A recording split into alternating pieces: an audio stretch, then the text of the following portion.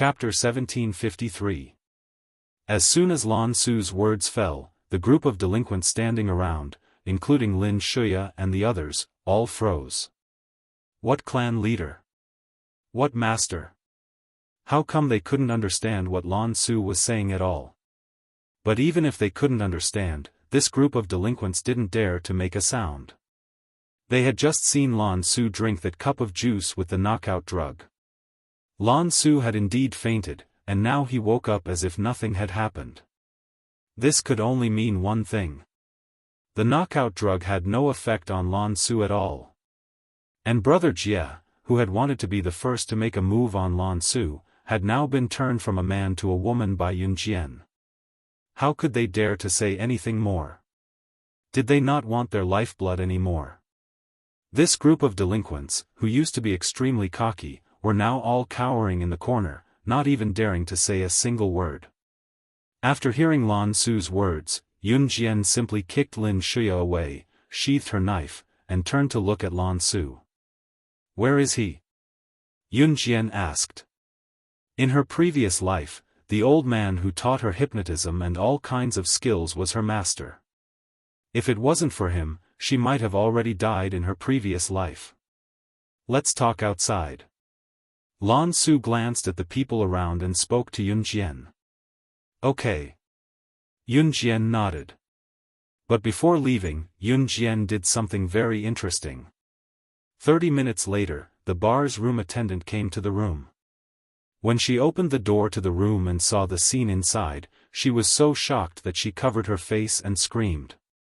She saw that the large group of men and women in the room had all fainted, but the only thing that could be seen was that the large group of men and women were hugging each other in pairs, their clothes disheveled, as if they were doing something unspeakable. In the end, Lin Shuya and the group were all taken away by the police for group prostitution. Of course, what happened next had nothing to do with Yunjian. After Yunjian and Lan Su left the bar, they came to an empty corner. "Sorcerer God, we don't know your master's whereabouts at the moment, but the clan leader found out that a martial arts family on Earth had helped your master before. Before your master left, he left a letter for the master of the martial arts family. That letter contained a detailed way to contact your master, saying that it was to repay the kindness of this family head. It's just that the head of the martial arts family is rather stubborn. The patriarch has already sent people 3 times to exchange various treasures for the letter, but they still couldn't get the letter." Lan Su conveyed what Wu Lan, the tribe leader of the Wu tribe, wanted to tell Yunjian. Yunjian's eyes flickered. "Where is that warrior family?" Yunjian pursed her lips and asked. "Sorcerer God, are you going there personally?" Lan Su asked. "Okay." Yunjian nodded. "It's in a small ravine in the north of Dongdong province." "It's very far from Longmen City," answered Lan Su. "Pack up. We'll depart in 3 days."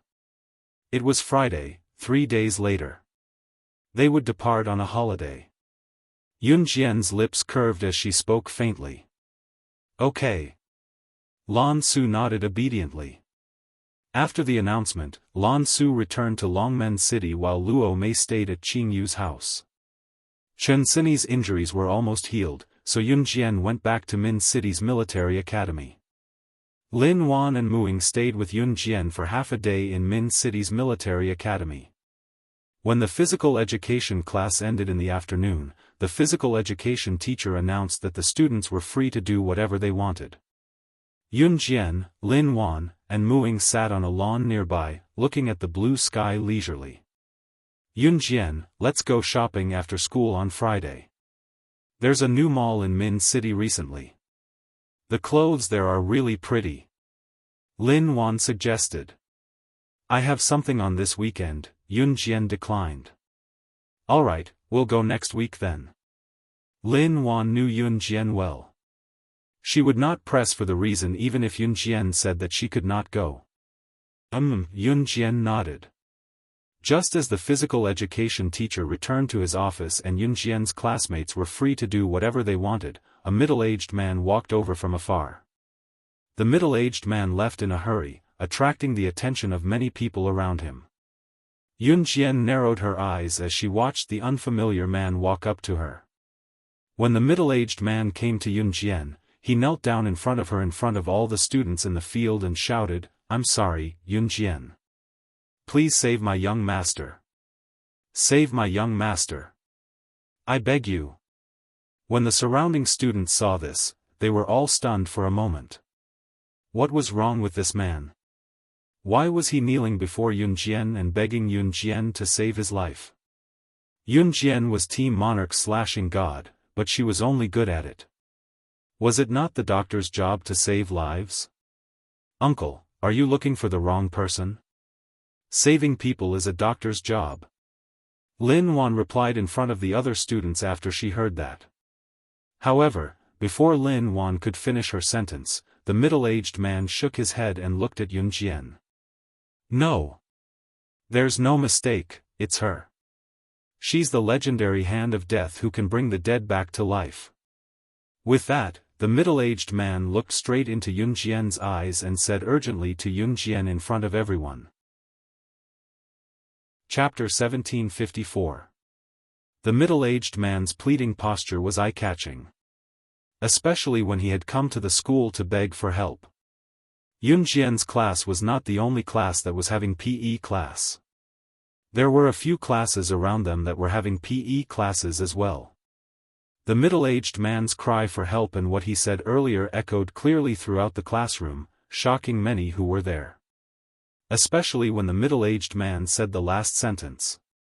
He actually said, Yun Jian was the hand of death in the medical field. She even revived a girl who was declared dead in Longmen City's People's Hospital. What kind of joke was this? There were a few girls in Yun Jian's class who were closer to Lin Shuya, so they burst into laughter when they heard what the middle-aged man said. The hand of death in the medical field? You don't say. I really do pay attention to the medical world. The hand of death is known as the king of the medical field. I heard that she can even revive a person whose heart and brain were declared dead. She's the most amazing medical genius in the world today. She's the real reincarnation of Hua Tuo. But how can such an amazing person be Yun Jian? Even if she's dead, she can't be Yun Jian. And if Yun Jian is so amazing, why didn't she choose military medicine when she applied for military school? A girl who looked decent standing not far away from Yun Jian was Yun Jian's classmate and Lin Shuya's friend. As the girl spoke, she mocked Yun Jian in an indirect manner. She thought she was amazing because she majored in military medicine, unlike Yun Jian who did not know anything about medicine and trained her skills with the guys all day long. Once the girl spoke, many people around them chimed in agreement. Yun Jian's ability was already so outstanding. Could she be the hand of death? The middle-aged man insisted on his opinion after listening to the people around him. No. She must be the hand of death. As he spoke, the middle-aged man looked at Yun Jian and said to Yun Jian, "There's a recording of the operation you performed in Longmen City's People's Hospital the last time. You saved a dead man. As long as you save our young master, our old master will give you a reward of 50 million. The middle-aged man's surname was Zhua, and he was the housekeeper of the young master and old master's house. Steward Zhua had watched his young master grow up. Just now, his young master had gotten into a car accident. The hospital had concluded that he could not be saved and could only wait for death. Coincidentally, the doctor at the hospital said that only the hands of the medical world's Grim Reaper could save her. The doctor also said that Death's hand was last seen in Longmen City People's Hospital. Steward Zhua's family was powerful and influential. He managed to find out Yun Jian's current identity with just a few phone calls and even found the surveillance footage of Longmen City's People's Hospital's surgery scene. As soon as he got the address, Steward Zhua immediately rushed over to beg Yun Jian for help. A reward of 50 million. 50 million. In this day and age of 1999, 50 million was an astronomical figure. It was equivalent to a few billion in modern times.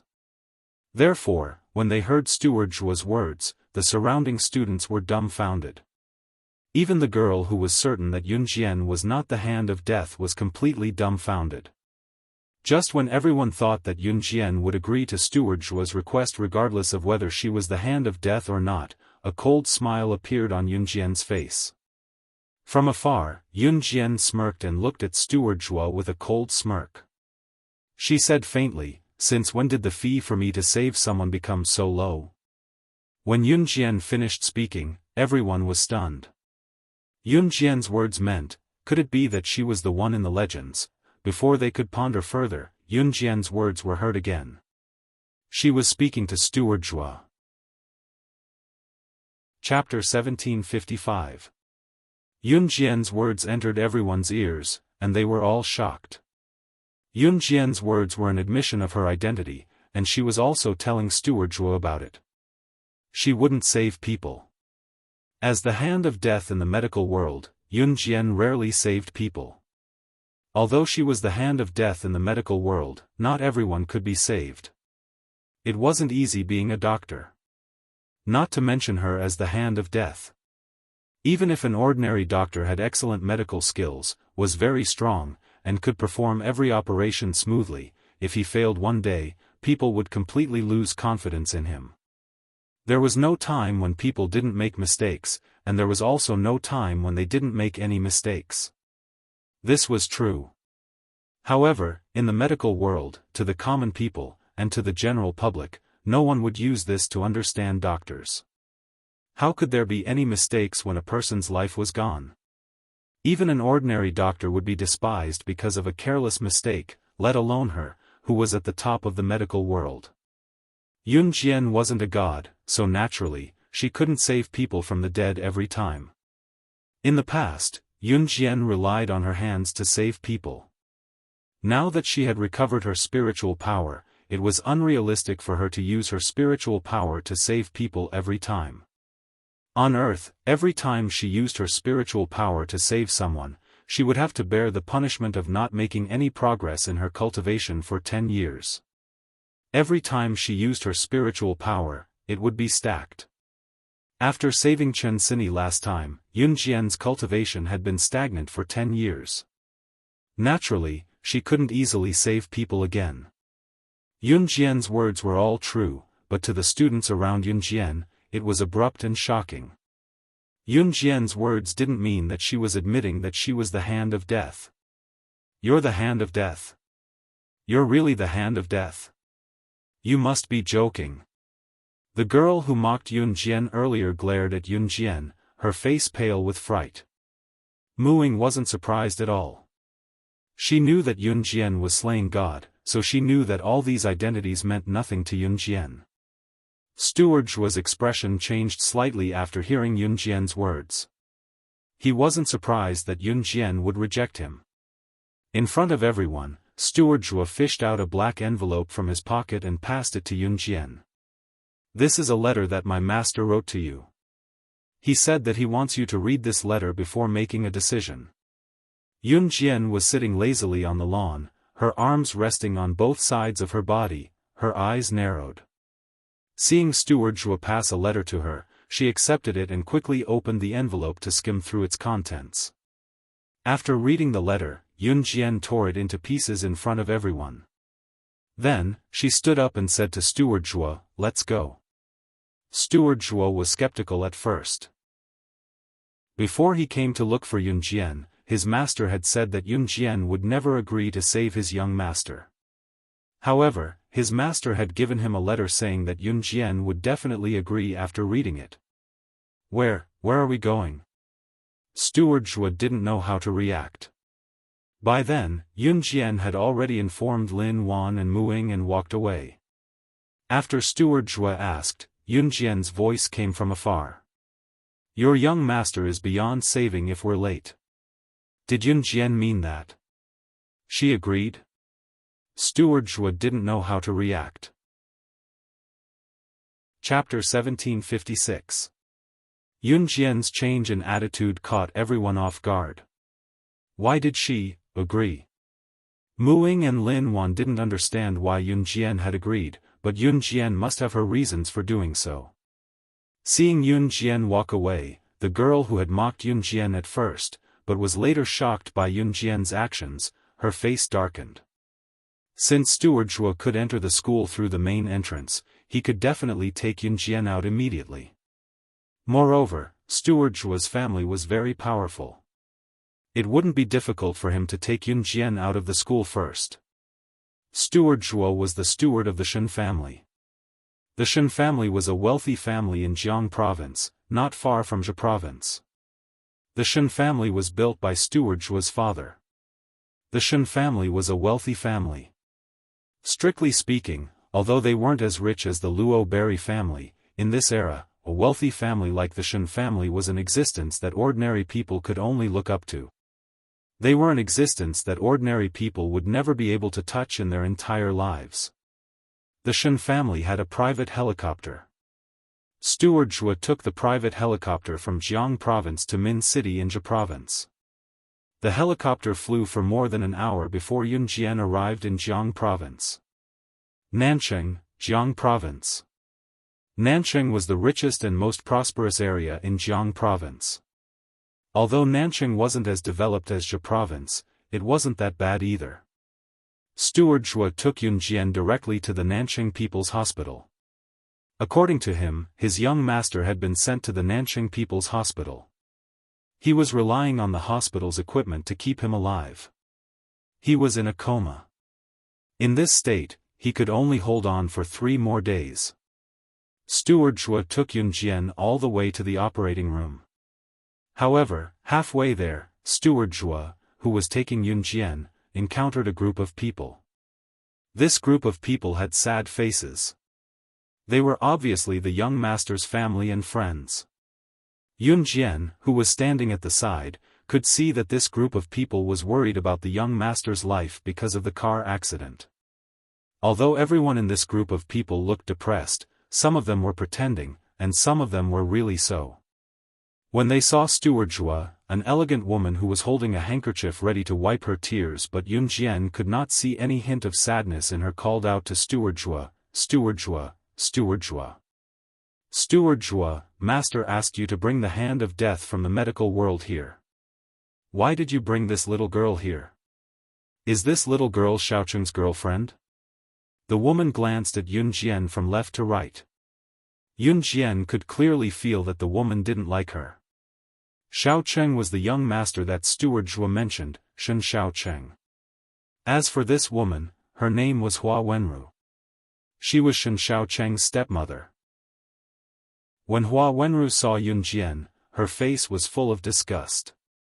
When she first saw Yun Jian, she thought that Yun Jian was so beautiful.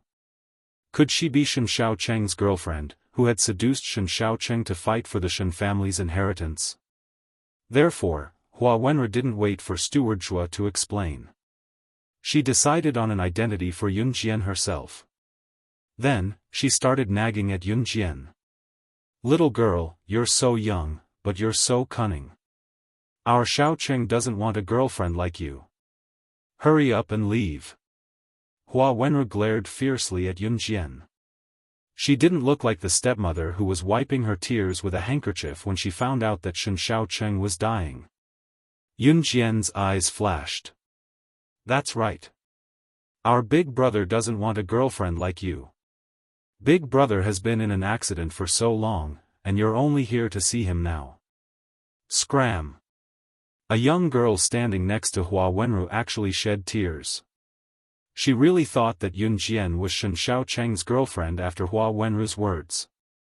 Therefore, she immediately shouted at Yun Jian angrily. However, just as Hua Wenru was about to use even more vicious words to chase Yun Jian away, Steward Zhuo angrily introduced Yun Jian to the young girl who was talking about Yun Jian to all of Shen Xiaocheng's friends and family. Chapter 1757. Steward Zhuo had no time to explain to these people blocking the way. If he continued to explain, would his young master still have a chance to live? So Steward Zhuo finished speaking and pushed away the group of people in front of him, intending to lead Yun Jian to the hospital's operating room first. Hua Wenru, the girl just now, really thought that Yun Jian was young master Shen Xiaocheng's girlfriend, especially Hua Wenru. When she scolded Yun Jian just now, anyone with a discerning eye would know that she was scolding Yun Jian for being vain. As for the other girl who scolded Yun Jian, it was purely because of Hua Wenru's words that made her run away. That girl was Shen Xiaocheng's biological sister, named Shen Bai. Shen Bai listened to Hua Wenru's words and really thought that Yun Jian was Shen Xiaocheng's girlfriend, so she scolded Yun Jian. Her brother Shen Xiaocheng had an accident for some time. If Yun Jian was really her brother's girlfriend, where was she when her brother had an accident? Why didn't she come to see her brother? But after listening to Steward Zhuo's words, Shen Bai was slightly stunned. Yun Jian was actually the legendary hand of death in the medical world. After recovering from her shock, Shen Bai softly apologized to Yun Jian. "I'm sorry, I just mistakenly thought that you were my brother's girlfriend." Shen Bai was still considered a good girl. She was so emotional just now because her brother Shen Xiaocheng had such an accident these few days, so it was inevitable that she would be emotional. But Hua Wenru was different. She couldn't wait for Steward Zhuo to fail to invite the hand of death and for Shen Xiaocheng to die.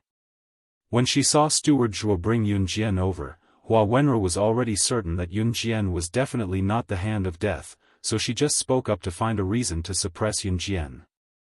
But Hua Wenru never thought that Yun Jian was really the hand of death in the medical world. This can't be true. How old is she? She's about the same age as Shen Xiaocheng and Shen Bai. How could she be the famous hand of death in the medical world? The hand of the Grim Reaper that could bring back the dead? Stop right there. Hua Wenru rolled her eyes and shouted at Steward Zhuo, who was about to bring Yun Jian to the rescue. "Steward Zhuo, even if you can't get the Grim Reaper's hand to help you, you shouldn't get a little girl to make up the numbers, right? This is related to young master's life." On the surface, Hua Wenru looked like she was always thinking for Shen Xiaocheng, but in fact, she just wanted to stall for time. He didn't believe that Yun Jian was the hand of death. This was one of the reasons. More importantly, what if Yun Jian really was the hand of death and saved Shen Xiaocheng? Hua Wenru did not give birth to a son or a daughter for the Shen family. She only hoped that after Shen Xiaocheng died, she could give birth to a son to inherit the Shen family's business. "Madam. It can't be wrong. She was the hand of death. Steward Zhuo still couldn't tell that Hua Wenru was stalling for time. He wanted to continue explaining to Hua Wenru, but when he turned his head, he saw that Yun Jian had already walked to the operating room. "My time is limited. If you continue to stall for time, you'll have to give me half of the Shen family's fortune in exchange for saving your young master." Yun Jian walked forward with her hands in her trouser pockets and said calmly and leisurely. In the end, Yun Jian added, "I believe that compared to a son, it's only half of the family's fortune. Your old master will give you that." After she finished speaking, Yun Jian's lips curved into a cold arc. These two sentences were completely directed at Hua Wenru. If you continue to stall for time, you might even lose half of the family's fortune in the fight for inheritance. After hearing Yun Jian's words, Hua Wenru was really angry and annoyed. However, she really didn't say anything else. Instead, she looked at Yun Jian's receding figure and clenched her fists angrily. Yun Jian followed Steward Zhuo all the way to the door of the operating room. At the door of the operating room stood a man in his 50s. Half of his hair was already white. The moment he saw Steward Zhuo and Yun Jian, the man hurried forward to welcome them. "Great Sorcerer Goddess." The man walked over and was about to kneel before Yun Jian in the same way that commoners in Yulong mainland would greet the Great Sorcerer Goddess. Yun Jian's eyes flashed slightly. She replied calmly, "I'm here. There's no need to greet me." Chapter 1758. After Shen Wei heard Yun Jian's words, he did not insist on bowing. After all, this was a hospital, and there were many people coming and going. If he, a man in his 50s, publicly knelt before Yun Jian, a teenage girl, the people around him would probably think that he was crazy. Yes, Shen Wei was from the Yulong continent. Of course, simply because Shen Wei was from the Yulong continent, it naturally did not affect Yun Jian's desire to save him. What really affected Yun Jian's desire to save him was, do you really have a way to restore all my memories from my past life? Yun Jian raised her eyebrows and looked at Shen Wei with an extremely cold expression. Yes. But to help you restore all your memories of the sorcerer god, I have to pay a high price, so I hope that you can help me with one more thing after you save my son, Shen Wei said to Yun Jian. Steward Zhuo was also from the Yulong continent, so there was no need to avoid talking about this in front of him. What is it? Yun Jian pursed her lips and said. Can you be my personal bodyguard and protect my daughter, Shen Bai, for a month? My son, Shen Xiaoqing, didn't become like this because of a car accident, it was caused by someone. I'm afraid that person will harm my daughter again. Shen Wei thought of this and frowned as he spoke to Yun Jian. I know this is a difficult task, but you are the sorcerer god, how can you protect people like us who have no status in the Yulong continent? Shen Wei thought that he had put Yun Jian in a difficult position, and even he himself felt that he was asking too much of Yun Jian. Just as he was about to say something else, Yun Jian interrupted him, deal. Protect Shen Wei's daughter for a month, save Shen Xiaoqing, and get all her memories from her past life. This was a very good deal. Last time when she was absorbing the memories transmitted from the sandalwood box, she was interrupted halfway, and Yun Jian only remembered part of it. She always felt that she had forgotten something important. Moreover, she should be able to find traces of the mysterious person from her past life's memories. At this moment, Ce was not here. If Ce was here, he would definitely stop Yun Jian from recovering her memories. In his previous life, Ce had sacrificed too much for Yun Jian. He didn't want Yun Jian to know because he didn't want her to feel apologetic towards him. He would rather she never recover her memory than remember that she once went to settle accounts with the mysterious man. Because he was there for her. He would take back everything that he owed her. Shen Wei had already prepared everything for the surgery because he had expected Yun Jian to come. When Yun Jian arrived, Shen Wei and Yun Jian exchanged a few words before Yun Jian entered the operating room. 2 hours later, Yun Jian removed the surgical tools and walked out of the operating room. How is it? Hua Wenru, who was standing at the entrance, was the first to rush over and ask. Outsiders thought that Hua Wenru was worried about Shen Xiaoqing's life. That was right, Hua Wenru was worried about Shen Xiaoqing's life. However, she was only worried about whether Shen Xiaoqing was dead or alive. Yun Jian ignored Hua Wenru. She turned to look at Shen Wei and said, your son will wake up in 3 hours. Although Shen Wei already knew that this would be the result, he still heaved a deep sigh of relief after hearing Yun Jian's words. Master, it's good that Xiaoqing is fine. It's good that he's fine. Hua Wenru stood beside Shen Wei and pretended to be relieved. However, she turned her head and glared at Yun Jian fiercely. This little bitch actually saved Shen Xiaoqing. His life is no longer in danger. I have to go back and do something. I'll come back a day later as scheduled, Yun Jian said to Shen Wei. She had been Shen Bai's bodyguard for a month.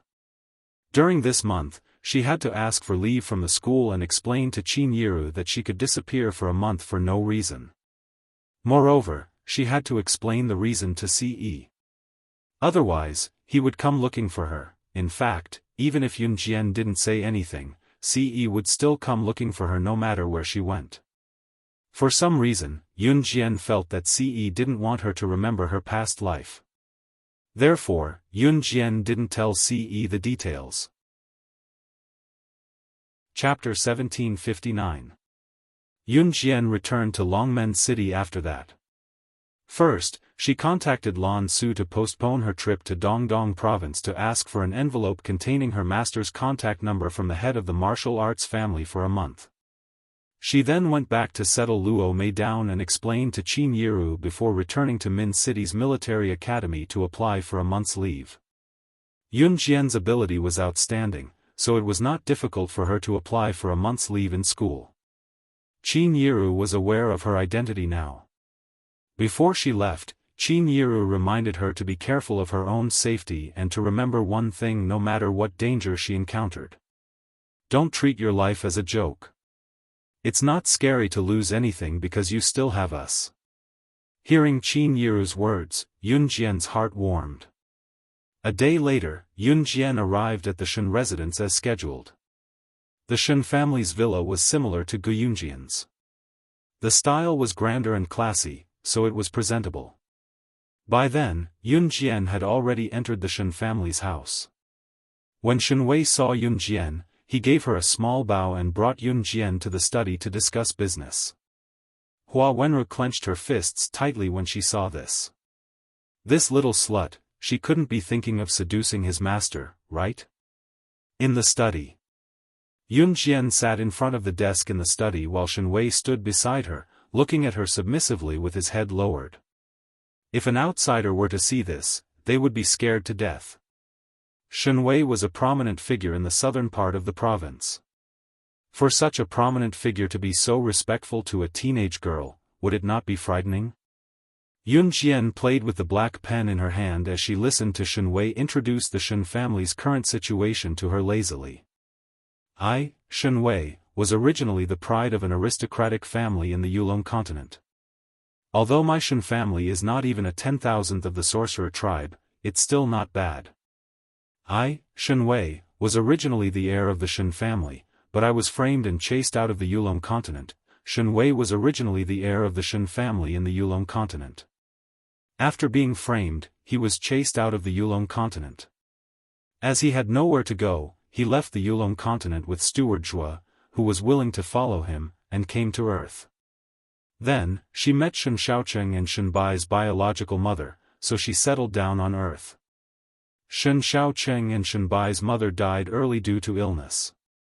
For the sake of their children, Shen Wei had no choice but to remarry. In the blink of an eye, 20 years had passed. Shen Wei realized that he was not the only one from the Yulong continent. In the southern part of the province, there were many people from the aristocratic families of the Yulong continent. Not only did these people form cliques, but they also severely suppressed the aristocratic families who did not join them. Shen Wei's daughter, Shen Bai, was studying at Meteor Aristocrat Academy. Many of the students in the academy were descendants of aristocratic families in Yulong mainland. Shen Wei's son, Shen Xiaocheng, had an accident, and these people couldn't get away with it. Because Shen Wei refused to join them and collude with them, this group of people made a move on him. Because we can't use spiritual power on Earth, we fight openly. The descendants of these aristocratic families have been practicing their skills since they were young, so their strength shouldn't be underestimated. But fortunately, we can't use spiritual power on Earth. When I was chased out of the Yulong continent, all my spiritual power was crippled. Otherwise, I wouldn't be able to deal with them at all, Shen Wei sighed. After listening to Shen Wei's words, Yun Jian's hand that was twirling the black pen paused. Her eyes flashed sharply. You're saying that the aristocratic families of the Yulong continent rely on their own abilities to suppress the aristocratic families who don't cooperate with them? Yes. This was the point that troubled him. Chapter 1760. The sorcerer goddess was not only the supreme existence that the people of Yulong mainland worshipped and revered, she was also the symbol of Yulong mainland. The symbol of an eternal and undefeated existence. With the sorcerer goddess, the sorcerer race would definitely prosper. With the sorcerer goddess in Yulong mainland, other than the gods' mainland, in the vast universe, no other mainland could be compared to Yulong mainland. This was the value of the sorcerer goddess's existence. She was a god. She was the symbol of Yulong mainland. In Yulong mainland, if the sorcerer goddess appeared in front of the aristocratic families of Yulong mainland, it would be like a bolt from the blue to those aristocratic families. Even Shen Wei was dazed for a moment when he first saw Yun Jian. He had really seen the godlike existence that he had never been able to touch in the Shen family of Yulong mainland. The sorcerer goddess never went back on her words. With the sorcerer goddess around, those aristocratic families who had always done bad things were done for. Shen Wei heaved a sigh of relief. The Shen family was influential, so it was not difficult for them to transfer Yunjian to Meteor Academy for nobles midway through her studies. Dad, do you want Sister Grim Reaper to go to school with me? Early in the morning, Shenbai blinked and asked Shen Wei when she saw Yunjian standing in front of her with a shoulder bag. Shenbai was 15 years old this year. Because of her excellent grades, she was smart and eager to learn, so she had skipped 2 grades. She was now in her second year of high school in Meteor Academy. Meteor Academy was a joint school between middle school and high school, but Meteor Academy was an aristocratic academy. Here, you could only enter if you had money. Furthermore, the teachers and the environment of Meteor Academy were all top-notch. Shenbai was actually quite adorable. Aside from the fact that she was misled by Hua Wenru when she first saw Yunjian and said some unpleasant things to her, Shenbai was actually quite adorable. However, Shenbai had also apologized. Ever since Yunjian saved her brother, Shenbai had been calling Yunjian Sister Grim Reaper. Yunjian did not have any objections and smiled faintly at Shenbai. Don't tell others that sister is the hand of Grim Reaper. This will bring trouble to big sister. Shen Wei shouted at Shenbai. Dad, I got it. Shenbai stuck her tongue out at Shen Wei and then walked over to Yunjian. Halfway through, she turned around and glanced at Shen Wei. Dad, take good care of big brother. We'll be leaving first. Watch the road. Slow down. Shen Wei looked at his daughter Shenbai's departing figure with heartache. He smiled kindly and said. Her home wasn't close to the school, but it wasn't far either. However, Shenbai never took a private car. She was very independent and always ran to school while exercising. Yunjian appreciated this. After Yunjian followed Shenbai into the Meteor Aristocratic Academy, Shenbai led Yunjian all the way to the classroom of Grade 2, 1. Yunjian came to the school to protect Shenbai, so she was naturally arranged to be in the same classroom. Sister Grim Reaper, there's still a seat at the back of the classroom. I might have to trouble you to sit at the back of the classroom first because our class has arranged the seating chart before. Shenbai looked at Yunjian apologetically. It's fine. Yunjian smiled at Shenbai. Early in the morning, Yunjian had just accompanied Shenbai to the classroom and attracted the attention of many students in the class. Among them, a rich boy walked up to Yunjian and looked at Yunjian flirtatiously. Yo, a transfer student? Little girl, you're quite pretty, aren't you?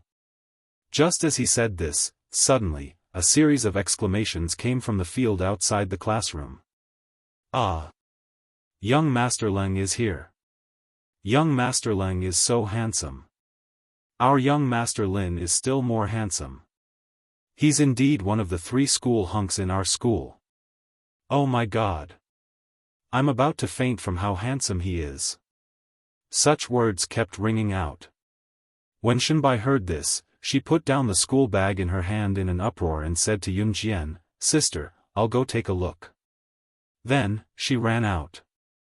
Yunjian's mission was to protect Shenbai, so naturally, she had to be by her side at all times. Seeing this, she swung her hand and the school bag in her hand flew directly to the empty seat at the back of the classroom from a distance of more than 10 meters. Under the horrified expressions of the large group of students in the classroom and the rich boy who wanted to hit on her, she turned and left the classroom. Chapter 1761. Because of Yunjian's move, the classroom was in an uproar. However, after the rich boy finished speaking, a boy immediately became unhappy and retorted, It's just a coincidence. It's just like playing basketball. If you're lucky, a girl can also score 10 goals in a row. The boy who said this was naturally envious of Yunjian's move just now. He felt that Yunjian's move just now should not have appeared on a girl. If he could have Yunjian's move just now and perform it in front of everyone, especially those gullible girls, wouldn't he be able to receive exclamations? It was a pity that the girls were not in the classroom right now. These two girls were all attracted by the three school hunks of Meteor Aristocrat Academy who had just entered the school gate. Yun Jian followed behind Shenbai. She looked at Shenbai as if she had won $1 million. She was so excited that it was as if she had seen a mountain of Grandpa Mao and rushed towards the field. While Shenbai was running, Yun Jian was strolling in that direction. Although Yun Jian's footsteps were slow, her pace was not slow. She could still catch up to Shenbai's pace. The crowd on the field was already in an uproar. Most of the people on the field were girls.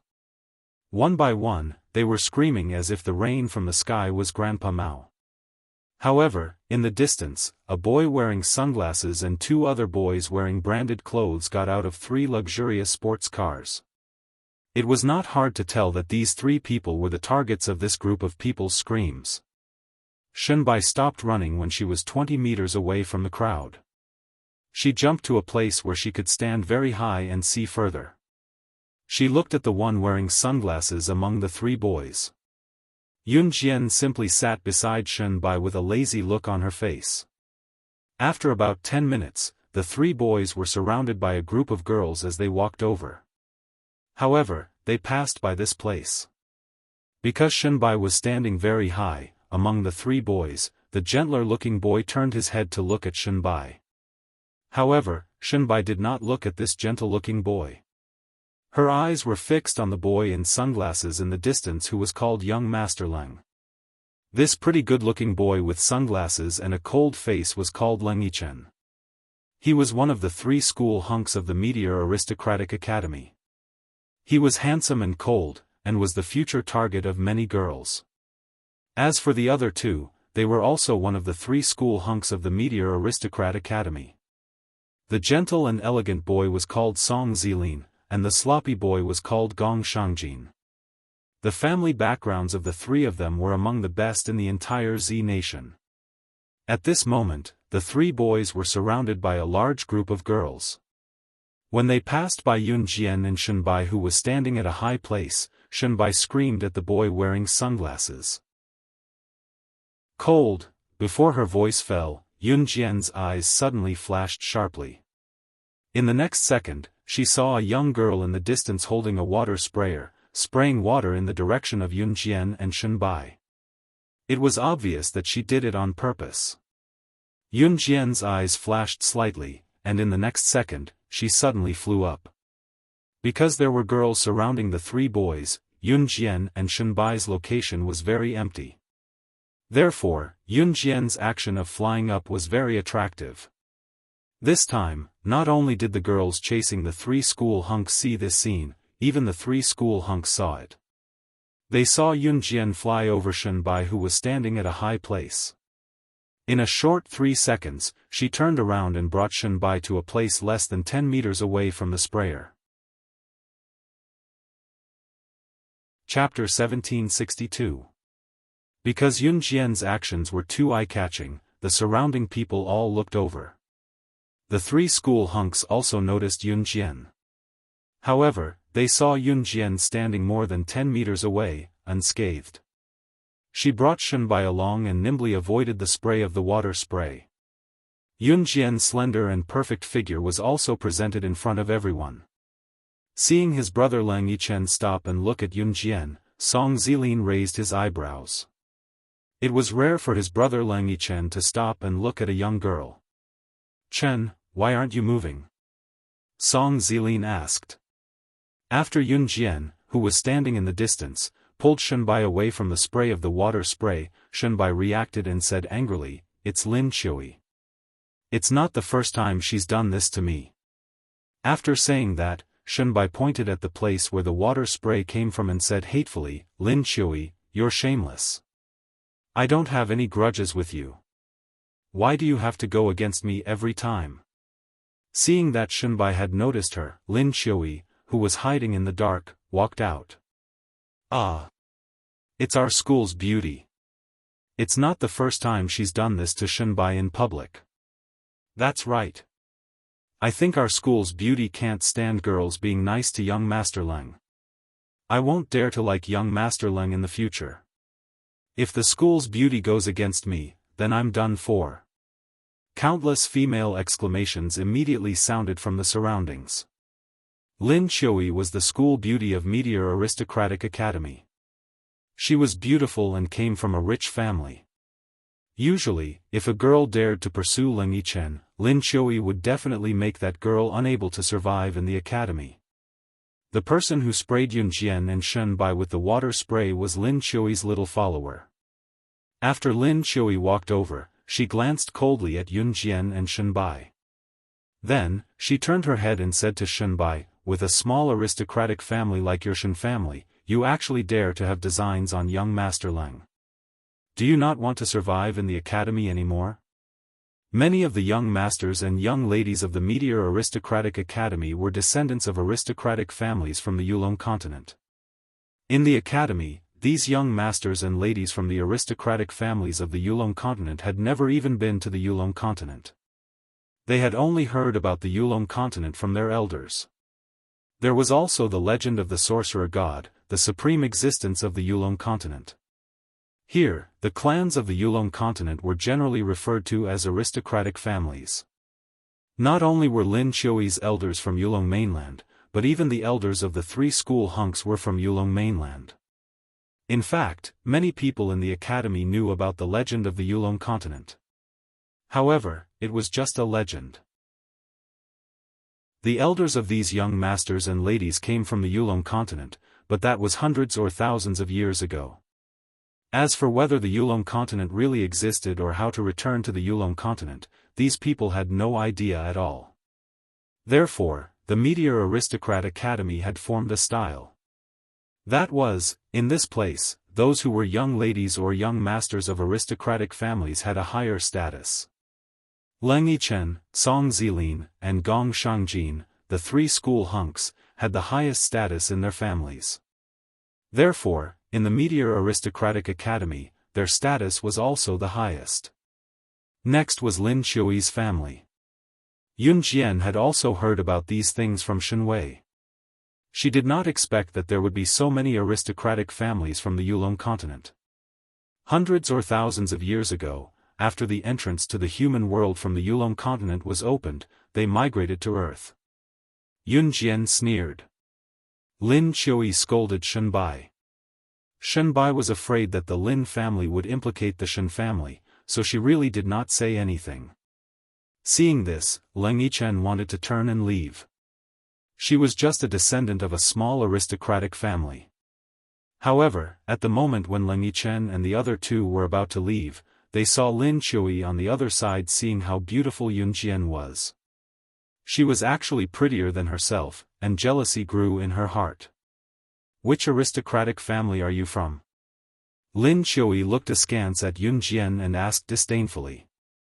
She guessed that Yun Jian was just a young lady from an unknown aristocratic family, or perhaps she was not from an aristocratic family at all. Lin Qiui thought confidently. "Do you really want to know who I am?" Yun Jian sneered back. This crisp and pleasant voice made Leng Yichen and the other two who were about to leave stop in their tracks and look curiously at Yun Jian. Of course. Lin Qiui was waiting to see Yun Jian make a fool of herself, so she hurriedly spoke up. However, they saw that Yun Jian, who was standing in front of everyone, in front of all the girls around her, including the three school hunks, Leng Yichen, Lin Qiui, Shen Bai, and everyone else, stopped smiling. Her expression was indifferent, like a revered king, and she said indifferently, "Listen, I will only answer the question of who I am once." Chapter 1763. I am the daughter of the Wu clan of the Yulong continent, the witch goddess who has been in charge of the survival of the Yulong continent for generations. This sentence spread around the field of the Meteor Aristocrat Academy. Yun Jian stood where she was, her cold eyes sweeping across the crowd. Her slender figure stood upright in front of everyone, as if she was a god who held the power to kill.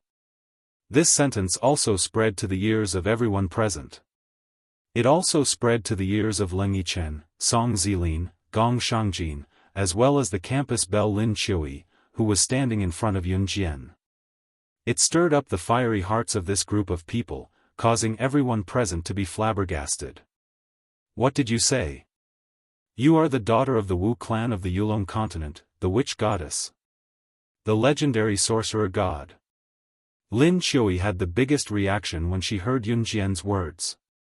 She covered her mouth on the spot and screamed. Leng Yichen, who was looking at Yun Jian with a calm expression, as if he was watching an interesting show, also took off the sunglasses he had been wearing on his face in shock. Song Zilin's handsome face also revealed a look of horror. Gong Shangjin immediately put away his sloppy look and became serious. At the same time, he stared at Yun Jian with a serious look, his brows furrowed into a bumpy hill. As for Shenbai, who was standing next to Yun Jian, she was completely dumbfounded. How could she be the witch goddess of the Yulong continent? Isn't the Yulong continent a legendary place? And isn't the witch goddess a legendary god? How could she appear here? An ordinary girl who did not know the situation looked at Yun Jian. In order to please the campus belle Lin Qiui, she sneered at Yun Jian. Why was this ordinary girl called ordinary? That was because many of the people in the Meteor Aristocrat Academy were young ladies and young masters of aristocratic families who had migrated from the Yulong continent thousands of years ago. Obviously, this ordinary girl was not a young lady of an aristocratic family. After this ordinary girl finished speaking to Yun Jian, the surroundings fell into a dead silence. Even Lin Qiui didn't immediately respond to this ordinary girl's words. Even though Lin Qiui really hoped that Yun Jian was just like what this ordinary girl had said, that she was not the sorcerer goddess of Yulong continent. But, after the ordinary girl finished speaking, the scene fell silent. In the end, it was Song Zilin, who was as gentle as a gentleman, who stood up and explained. Cough cough, all the descendants of the aristocratic families know that no one can impersonate the sorcerer god of Yulong mainland. Once someone impersonates him, they'll be destroyed. This calamity will happen without you knowing. You will die in a few days, and you won't be able to find out the reason. Speaking of this, Song Zilin clenched his fist and placed it in front of his mouth. He coughed a few times as if to ease the awkward atmosphere. He looked at Yun Jian in front of everyone and continued to speak. What she said just now, if you're not a member of an aristocratic family, you won't know that the sorcerer goddess is the daughter of the sorcerer clan of Yulong continent. She's the one who controls the life and death of Yulong continent. So she's a member of an aristocratic family. As a member of an aristocratic family, she must know that impersonating the sorcerer goddess will result in her being cursed and dying mysteriously. Even if she's stupid, she wouldn't joke about her own life. Once, there was a girl from the Song family who impersonated the sorcerer goddess as a joke. In the end, in less than 3 days, she was strangely run over by a truck and died. In the eyes of everyone, Song Zilin was usually a gentlemanly young master. He was also very nice and never lied or spouted nonsense. His temperament was completely different from Leng Yichen, who was extremely cold and wore sunglasses. Even if a girl he didn't know fell to the ground, Song Zilin would walk over to help her. At this critical juncture, Song Zilin's analysis of this matter was very organized and clear. After listening to Song Zilin's analysis, everyone present looked at Yun Jian and paused. However, Song Zilin's words were heard clearly again. His words made everyone swallow their saliva. There was a moment of panic. Chapter 1764. When Lin Qiui heard Yun Jian admit that she was the sorcerer goddess, she wanted to fight back like a normal girl against Yun Jian. However, as the daughter of a large family, Lin Qiui knew the consequences of impersonating the sorcerer goddess. If Yun Jian impersonated the sorcerer goddess, she would be cursed. Of course, the person who impersonated the sorcerer goddess must know about the existence of the sorcerer goddess and use her identity to obtain something or gain someone's trust. Only then would this terrifying curse be effective on her. If Yun Jian was not the sorcerer goddess, then this curse would have already been effective. Everyone blinked. They did not expect that impersonating the sorcerer goddess would result in such an outcome.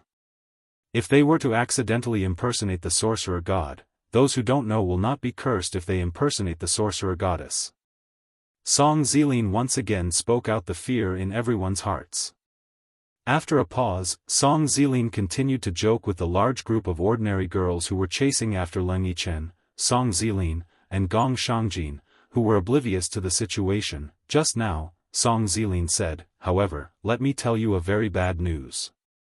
Now that you know, if you dare to impersonate the sorcerer goddess, you will be cursed. As soon as this was said, everyone trembled. Yun Jian, who was standing in the distance, narrowed her eyes and did not speak. This curse did exist. It was set by her when she was the sorcerer goddess. It was to prevent people from impersonating her from the Yulong continent. Of course, Yun Jian did not expect that there were people from the Yulong continent on Earth. What was even more unexpected was that these people from the Yulong continent brought the legend of the sorcerer goddess to Earth and let so many people know about the existence of the sorcerer goddess. Of course, this curse was only effective on people who knew about the existence of the sorcerer goddess. Therefore, in the past, Yun Jian was not worried that the people on Earth would be cursed because of this. Now that people from the Yulong continent's families had come to Earth and so many people knew about this, Sister Death God, why does such a terrifying curse exist? Shenbai was good in her studies and had a good ability to accept things. She had already reacted and accepted Yun Jian. At this moment, Shenbai turned her head and asked Yun Jian in front of everyone. Because of Song Zilin's words, everyone present turned their eyes to Yun Jian. Their eyes also followed Yun Jian closely. After Shenbai asked this question, everyone stared at Yun Jian as if they were waiting for Yun Jian's reply. Song Zilin said that if Yun Jian dared to say that she was the witch god, then she must be the legendary witch god. The people around them were all students, and students were generally more curious. Everyone wanted to know more about the strange curses. Thus, all of them turned to look at Yun Jian. Even Leng Yichen, Song Zilin, and Gong Shangjin were looking at Yun Jian, waiting for her reply. You really want to know? Yun Jian turned her head slightly and looked at Shenbai from the corner of her eyes. She smiled slightly and said softly. When Yun Jian said this, Shenbai quickly nodded, yes, yes. Sister Death God, I want to know why. At this moment, everyone's focus was no longer on why Shenbai called Yun Jian Sister Death God. Everyone's hearts tightened for no reason.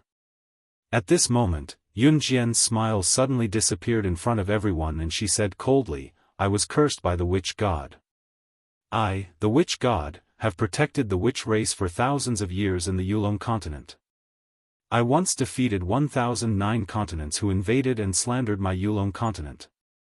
I once led the Yulong continent to become an existence second only to the gods' continent among the tens of millions of continents in the vast universe. Chapter 1765. Yun Jian's words reverberated throughout the entire place. Everyone who heard her words had a moment of horror and shock. Especially the young ladies and young masters of the aristocratic families. At this moment, a large group of people were dumbfounded as they listened to Yun Jian's words. They opened and closed their mouths, but in the end, no words came out. The young ladies and young masters of the aristocratic families had only heard the elders of their families mention what Yun Jian said. In this vast universe, there were tens of millions of continents. That's right, there were tens of millions of worlds like the Yulong continent other than Earth. However, these tens of millions of continents were all connected to each other. There was no way to go to Earth alone, or to go from Earth to the tens of millions of continents directly.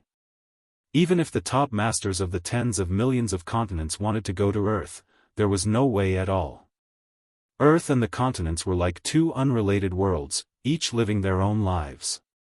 Until a few thousand years ago, the Lord God of the Gods continent forcibly tore open the passage from the Yulong continent to Earth, connecting the two places that would never be connected.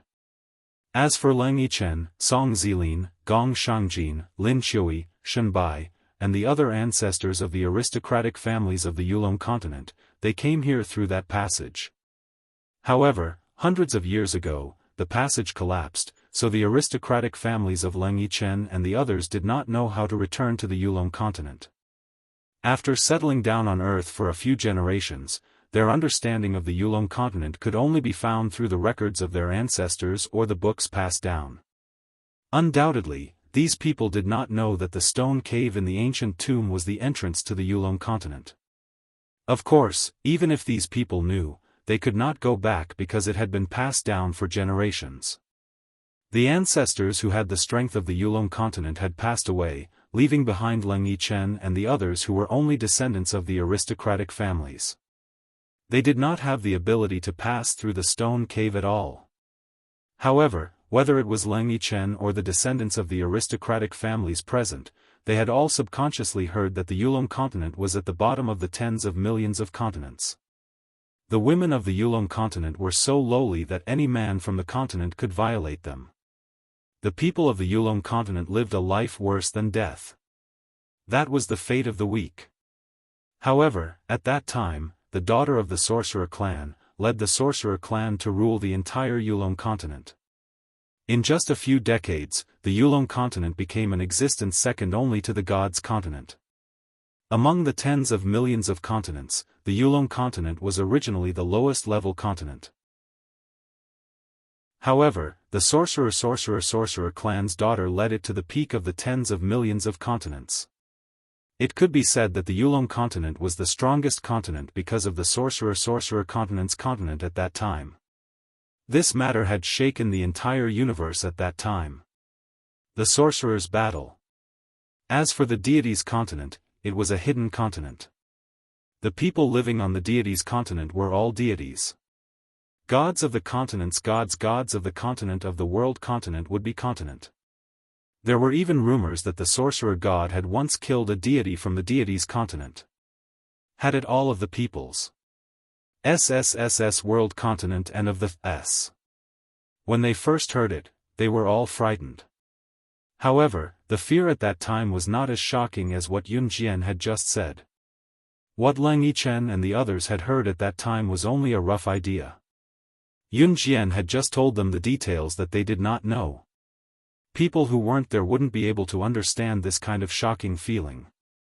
There was no doubt that Yun Jian, as the sorcerer god, was a strong person.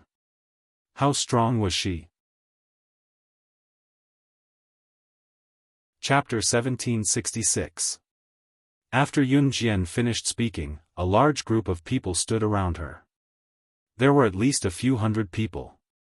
But whether it was the group of girls who chased after Leng Yichen's group, or Lin Chui and Shen Bai, at this moment, everyone was stupefied and speechless. When Yun Jian said what she said just now, it was as if the people around her could see the smoky battlefield. And, the sorcerer goddess's body that made people tremble. Lin Chui swallowed hard. When she came back to her senses, she saw that Leng Yichen, whom she admired, was looking at Yun Jian with great interest.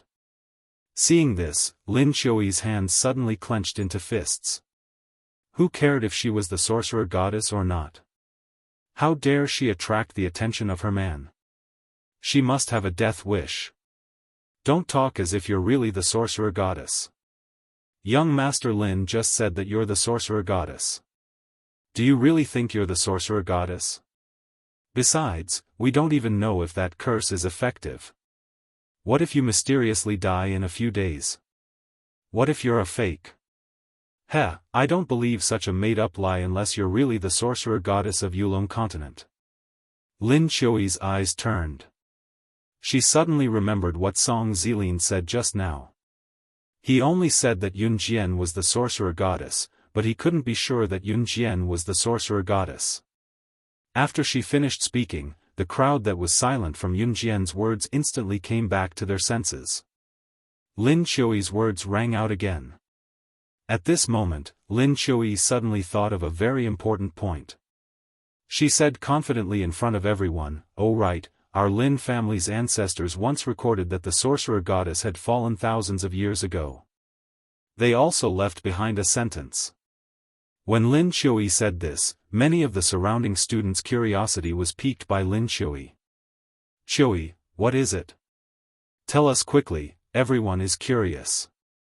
A few girls standing beside Lin Shui curiously asked Lin Shui with intimate words. Lin Shui's family was a big family, and Lin Shui had a high status in the family. Therefore, some of the girls in the school were proud to be friends with Lin Shui. Hearing the people's interest, Lin Shui was even more confident that Yun Jian was definitely a fake. She definitely couldn't say the words that the sorcerer goddess had said. Therefore, Lin Shui confidently raised her head and said to Yun in front of everyone, "If you're really the sorcerer goddess, then you should know what this sentence means, right?" She definitely couldn't. Lin Shui lifted her head confidently and looked at Yun Jian in disdain. And Lin Shui could feel that Leng Yichen was looking at her. This made Shui feel that her spring was a new for a moment. To say, Shui, Lin's was talking to of, asu's a least, Lin, sa's. Yun Jian almost sneered. After a pause, Yun Jian couldn't be bothered with Lin Shui anymore. She turned to Shunbai and said, "Let's go." Yun Jian really couldn't be bothered with Lin Shui, nor Leng Yichen and the other two. But seeing Yun Jian like this, Lin Shui felt that her guess was right. "Humph, you really aren't the sorcerer goddess." "I knew it, the sorcerer goddess isn't like you. You can't even say the words before the sorcerer goddess fell. Pfft. I'm waiting for you to die mysteriously because you're impersonating the sorcerer goddess." Lin Shui suddenly felt a sense of relief. Fortunately, Yun Jian wasn't the sorcerer goddess. Humph, she actually dared to impersonate the sorcerer goddess. This girl was really bold. Leng Yichen and the other two didn't say anything. Lin Shui really thought that she was right. She knew it. How could the sorcerer goddess of Yulong continent be here? In the beginning, Lin Shui still had some doubts about whether Yun Jian was the legendary sorcerer goddess. But look, now that she had been seen through, she was about to turn around and run away. Just as Lin Shui was very confident that Yun Jian was about to leave, a loud voice called out to Yun Jian. "Young lady, wait." Hearing this voice, Yun Jian raised her eyebrows slightly. She turned halfway and glanced at the old man who called out to her. This was an old man in his 50s or 60s. Behind the old man was a large family. "Grandpa, why are you here?" Leng Yichen saw the old man and walked over to ask him. Chapter 1767. It was obvious that Lin Shui knew the Leng family. Lin Shui's family was also an aristocratic family from the Yulong continent, and it was one of the most influential families in the country. Leng Yichen's family, Song Zilin's family, Gong Shangjin's family, and Lin Shui's family were all well-known families among the aristocratic families, and they often interacted with each other.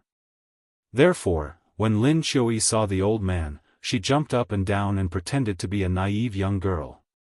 She reached out and grabbed the old man's arm and said very intimately, "Grandpa Leng, why are you here?" When Lin Shui talked to the old man, she glanced at Yun Jian from the corner of her eyes, as if it was an honor for her to know the old man. The old man was Leng Yichen's biological grandfather and the current master of the Leng family, Master Leng.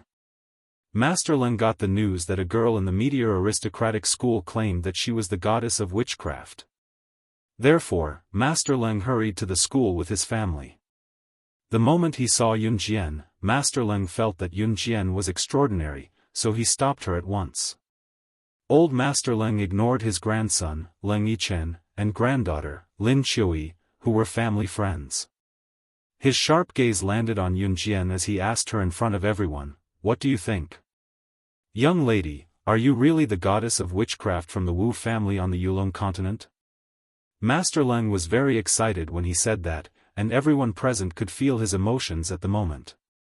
As soon as Master Leng asked that question, Lin Shui, who was standing next to him, said in a sharp voice, "Grandpa Leng, she's not. I've just asked around. She's not the goddess of witchcraft at all. She's just bluffing." As Lin Qiuyi said that, she pointed her nose at Yun Jian and made a few strange sounds. Yun Jian, on the other hand, stopped in her tracks and studied old Master Leng with narrowed eyes. "Are you, from the Leng family?" Yun Jian raised her eyebrows slightly. "Yes, I am." Master Leng nodded excitedly. Seeing that Master Leng was talking to Yun Jian, Lin Qiuyi was unhappy again. "Grandpa Leng, she's just a swindler. She scared us just now. TSK, we almost thought that she was the legendary goddess of witchcraft. I was wondering how the legendary goddess of witchcraft could look like this." Lin Qiuyi was talking again. How could the legendary goddess of witchcraft? Was Leng's heart's eyes? How could it be so exquisite? Lin Qiuyi did not want to admit it, but she had to admit that Yun Jian was beautiful. Lin was so beautiful, even she wanted to tear her face was beautiful. How could there be such a beautiful woman in this world? The goddess of witchcraft was already so powerful. If she also had such a beautiful face, how could they still live? Master Leng ignored Lin Qiuyi's words. At this moment, in front of everyone, Master Leng was looking at Yun Jian with an indescribable excitement. Yun Jian suddenly smiled. She looked at Master Leng and asked again, "Are you from the Leng family who has been guarding the ancient mythical beast Tao Tai in the northern part of the Yulong continent?" Yun Jian's words confused everyone. What did she mean by the northern part of the Yulong continent? What ancient mythical beast Tao Tai? Are you going to say something to make us think that you're the goddess of witchcraft? Let me tell you, we won't believe you. Lin Qiuyi was slightly stunned when she heard that. Then, she quickly reacted and yelled at Yun Jian. However, just when everyone was puzzled, Lin Qiuyi's unpleasant yelling was heard. Old Master Leng, who stood in front of Yun Jian, suddenly knelt down in front of Yun Jian like a commoner in Yulong mainland worshipping the sorcerer deity. "Goddess of witchcraft. You're really the goddess of witchcraft. 1,000 years ago, when the Leng family was still in the Yulong continent, we were once indebted to you. The Leng family will never forget the teachings of our ancestors." Chapter 1768. The Leng family had the highest status among all the families of the young ladies and young masters present. Of course, it was only limited to the families of the young ladies and young masters present. Not all the families from Yulong mainland sent their children to Meteor Academy to study. Other than the families of the young ladies and young masters who were studying at the Meteor Aristocratic Academy who came from the Yulong mainland, there were many other aristocratic families in the southern city of the Jiang province. Of course, the Leng family was the biggest among the families of the students studying in Meteor Academy. Therefore, Leng Yichen was the most popular in Meteor Academy. He was handsome and could be said to be the perfect man in the eyes of these infatuated girls. In the eyes of the students of Meteor Academy, the Leng family was the supreme existence.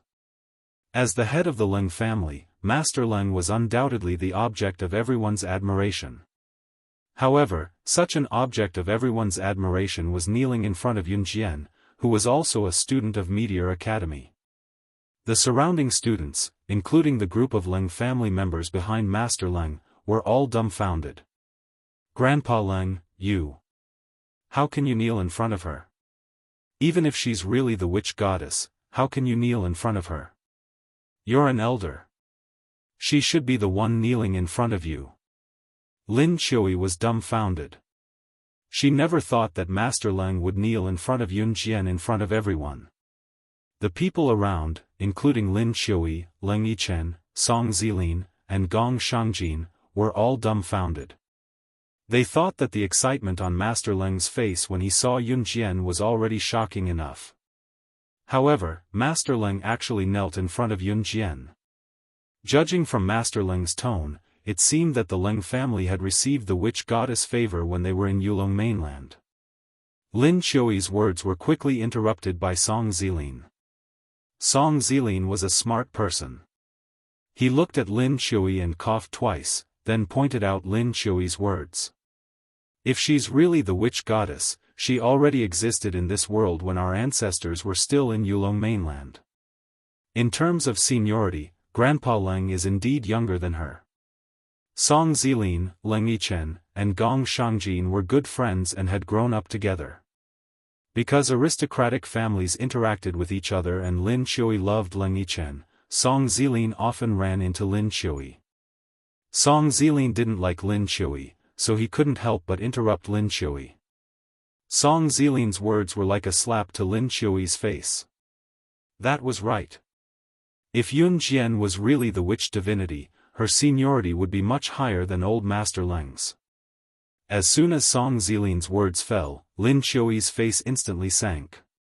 She looked as if she had eaten dog shit, and her whole person was stupefied on the spot. Yun Jian didn't pay attention to what the people around her were saying. She looked at Master Leng who was kneeling in front of her, and continued to ask him calmly. The Leng family of the Yulong continent wasn't in a bad situation back then. Why would the Leng family, who had guarded the ancient divine beast Tao Tai for thousands of years for the Yulong continent, fall to such a state? The Leng family's status and situation in the Yulong continent weren't bad back then, and they were also one of the families that guarded the ancient divine beast. Yun Jian was puzzled because of this. I don't know much about it, but according to the records of our ancestors, ever since the fall of the sorcerer god, a group of mysterious men in black who were so powerful that no one could stop them started hunting down all the aristocratic families who were on good terms with the sorcerer tribe. The Leng family was one of them. Back then, the Leng family was hunted down by the mysterious men in black, and only a few of them were left. The few who escaped alive were the ancestors of the Leng family. Master Leng told Yun Jian everything he knew. Mysterious men in black? So, all the aristocratic families that were on good terms with the sorcerer tribe were killed? Yun Jian frowned.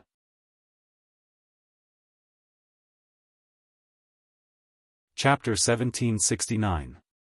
Under Yun Jian's questioning gaze, old Master Leng nodded. Yes, it's not just the Leng family. Many noble families who were close to the Wu tribe were also killed by the mysterious men in black back then. Old Master Leng had never experienced these things. It was recorded in the Leng family's genealogy. Therefore, his tone was calm when he said that, naturally, he would not feel the same way. Yun Jian nodded slightly and turned to look at old Master Leng who was kneeling in front of her, saying faintly, "You don't have to kneel to me here in the future. I saved the Leng family back then, it was just on the way. You don't have to take it to heart." After that, Yun Jian paused before she added, "Also, you don't have to call me witch goddess when you see me in the future. My name is Yun Jian, you can call me by my name." After Yun Jian said that, she turned to look at Shunbai who was dumbfounded from the start and told her, "Let's go back to the classroom. The class will start soon." Yun Jian's red lips curved into a smile. Huh? Oh. Okay. Shunbai looked at Leng Yichen blankly before she followed Yun Jian to the classroom, leaving behind the girls who had surrounded Leng Yichen and his friends in a hubbub but were now stunned speechless by what happened to Yun Jian. Just as Yun Jian took 2 steps toward the classroom, old Master Leng suddenly called out to her, "Right, witch goddess." Cough. Yun Jian, our house is not far from the academy. You're welcome to visit any time. Amen, Yun Jian hummed softly in reply to old Master Leng. Yun Jian did not turn around. She was already walking to the classroom side by side with Shunbai. TSK. What are you pretending for? This is Earth. This is our territory. So what if she's the witch goddess? She has no power on Earth. Lin Shui was really annoyed at the sight of Yun Jian. She suddenly recalled that they were on Earth now. So what if Yun Jian was the witch goddess of Yulong mainland? When the people of Yulong continent arrived on Earth, they were not allowed to use spiritual energy. Otherwise, they would be punished. In that case, what else did Yun Jian have to show off? What Lin Shui didn't know was that Yun Jian had been on Earth for so many years, and her influence had already developed to the point where any one of them could make Lin Shui's Lin family disappear from this world. If Lin Qiuyi knew, she would definitely not say that. Qiuyi, stop talking nonsense. Regardless of whether the sorcerer goddess was her or not, she was still someone that the Leng family respected for generations. Without the sorcerer god, the Leng clan wouldn't exist today. Master Leng usually doted on Lin Qiuyi, but for the sake of the witch god, he disagreed with Lin Qiuyi. Grandpa Leng, even you are saying that about me. Lin Qiuyi glared back at Yun Jian, who had gone far away in displeasure before hooking her arm around old Master Leng's and swinging it coquettishly like a spoiled child. In the classroom. Sister Death, I didn't know you were so powerful. Shenbai looked at Yun Jian with admiration. Go back to your seat. Yun Jian's red lips curled slightly. She didn't reply to Shenbai, but spoke to Shenbai instead. Shenbai's father wanted her to protect Shenbai, and the descendant of the family who attacked Shenbai's brother, Shen Xiaocheng, wasn't studying at Meteor Academy.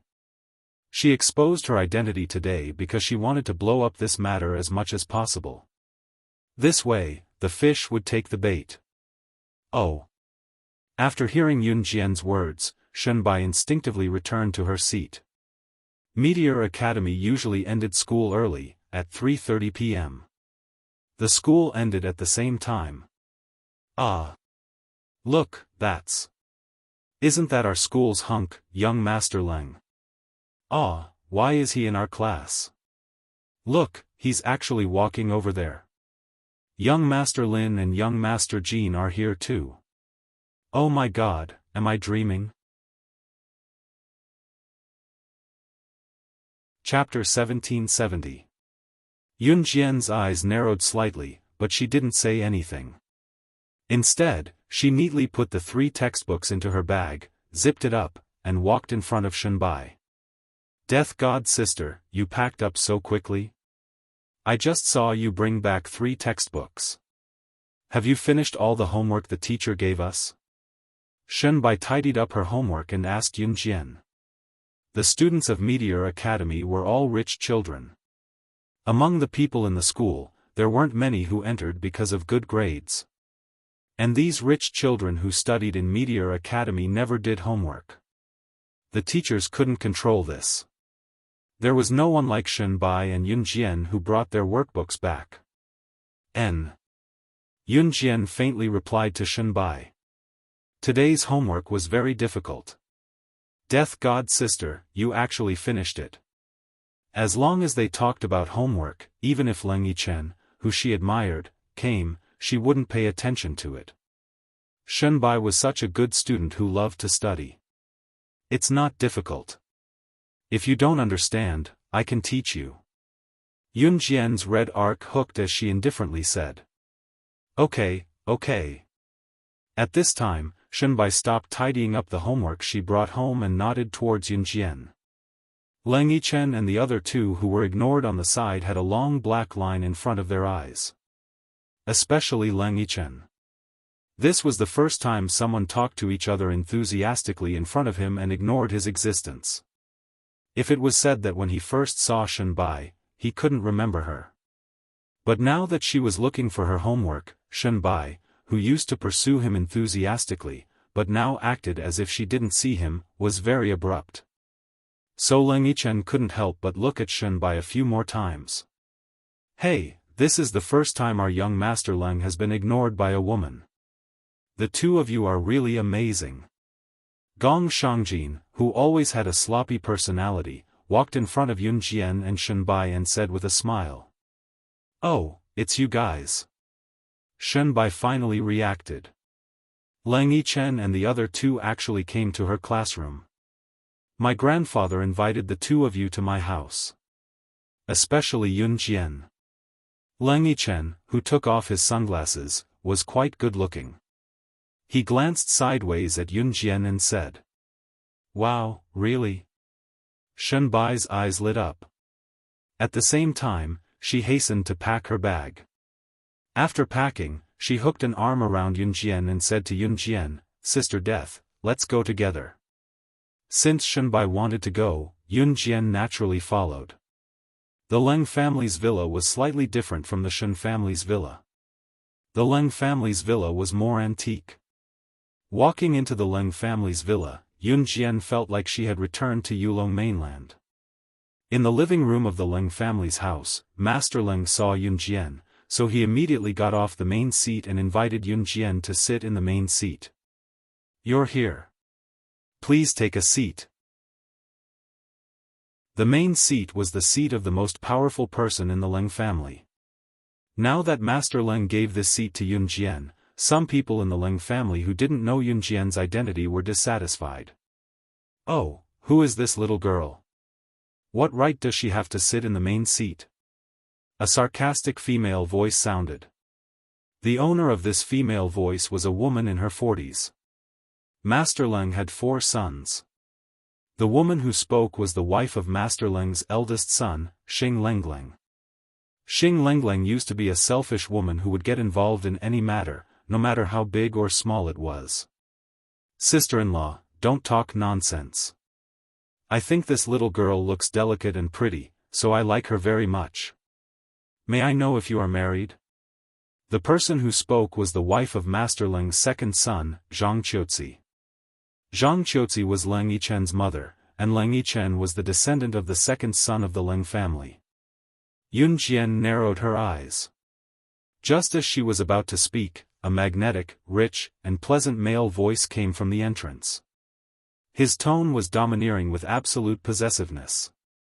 Once he spoke, everyone in the room was taken aback.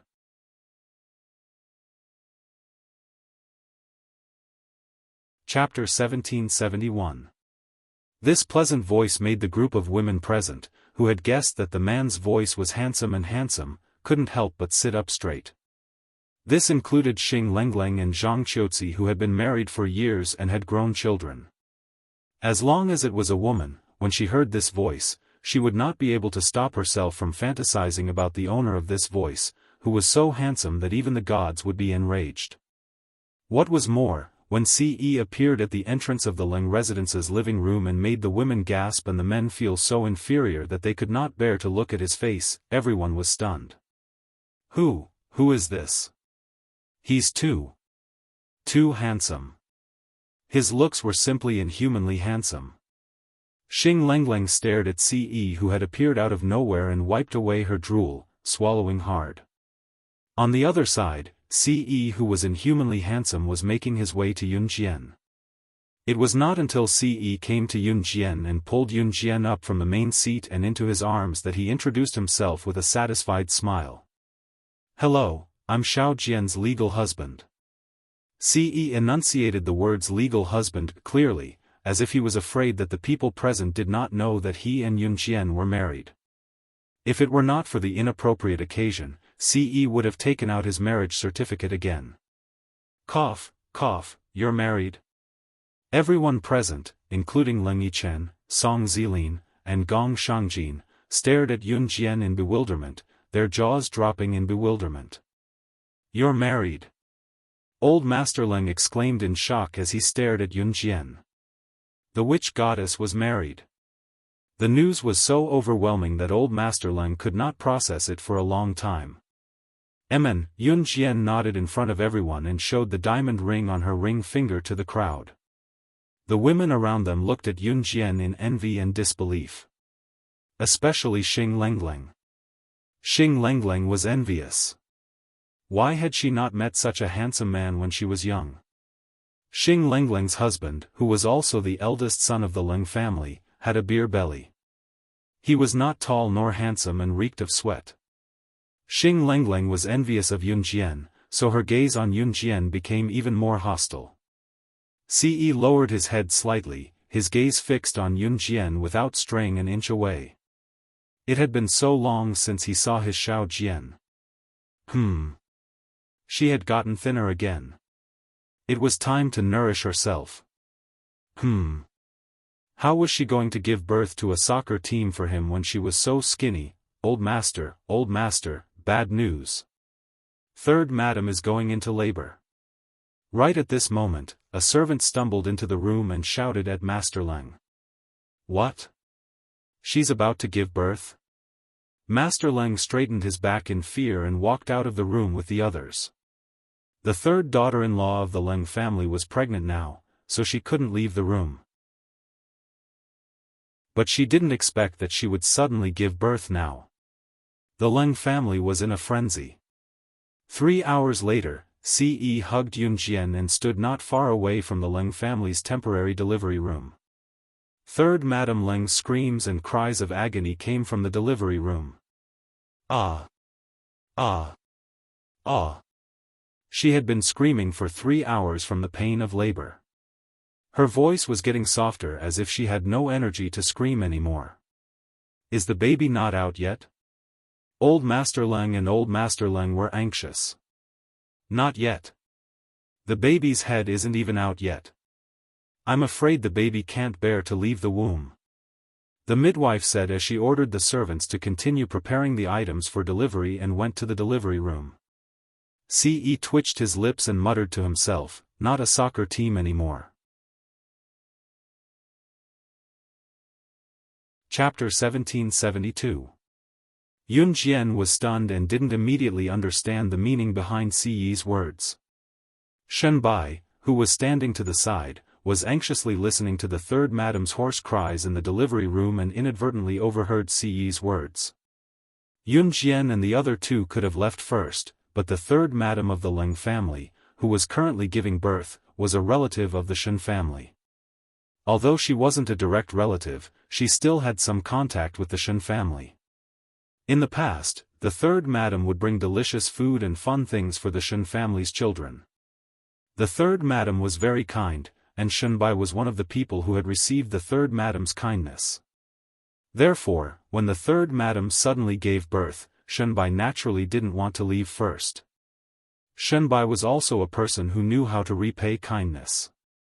When she heard Ce's words, Yunjian was slightly stunned. What do you mean by not giving birth to a football team? Yunjian was stunned, but she didn't ask. However, Shenbai, who was standing to the side, heard this and she unconsciously asked on behalf of Yunjian, "What's a football team? Is there a football team around here? Why haven't I heard of it?" Shenbai's heart was anxious for the third madam, who was still giving birth in the delivery room, so she didn't think when she said this. A child. Ce's eyes were fixed on Yunjian. His tall figure shrouded Yunjian's right side, and he could see the beautiful side of Yunjian's face if he lowered his head slightly. These two words were considered a reply to Shenbai. At this moment, Shenbai didn't hear Ce's words at all. She kept looking at the delivery room with an anxious expression. Leng Yichen, Song Zilin, and Gong Shangjin, who were standing to the side, clearly heard Ce's words. A football team equals a child? And Ce just said that he wouldn't give birth to a football team? This meant, could it be that he originally wanted Yunjian to give birth to a football team's child? This was something only a sow could do. Cough, cough, cough. I'm going out to get some fresh air. After Song Zilin understood Ce's words, he couldn't help but cough twice. Then, he turned around and dragged Gong Shangjin, who was still unaware of the situation, out of the room. This was truly torturous.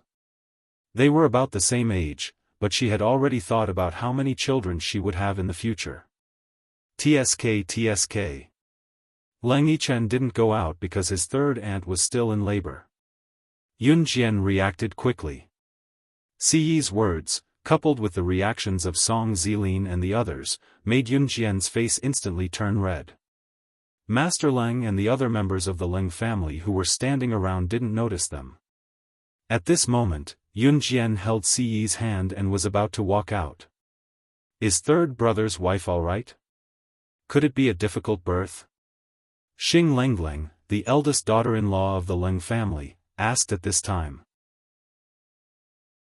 Before Yunjian and Ce could leave, the door of the delivery room was opened. Xing Lengleng's jinx came true. The midwife walked out of the delivery room anxiously. Her hands were covered in blood. As soon as the midwife walked out, she said to everyone in a trembling voice, "Hemorrhage, hemorrhage." Third madam is having a difficult birth, and her water has broken. But the child's body hasn't come out yet. What should we do? Master Leng, hurry up and send her to a proper hospital. If it's any later, we can only save one child. The midwife's trembling voice spread throughout the room, but it was an absolute blow to everyone present. WH. What? Difficult birth? Third brother of the Leng family almost fainted when he heard the midwife's words. Then hurry up and send her to the hospital. Hurry.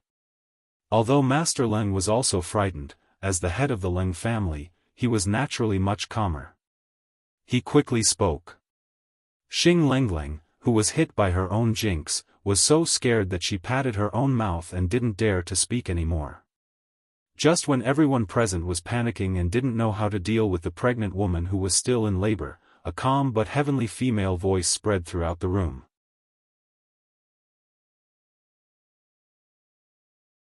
Chapter 1773.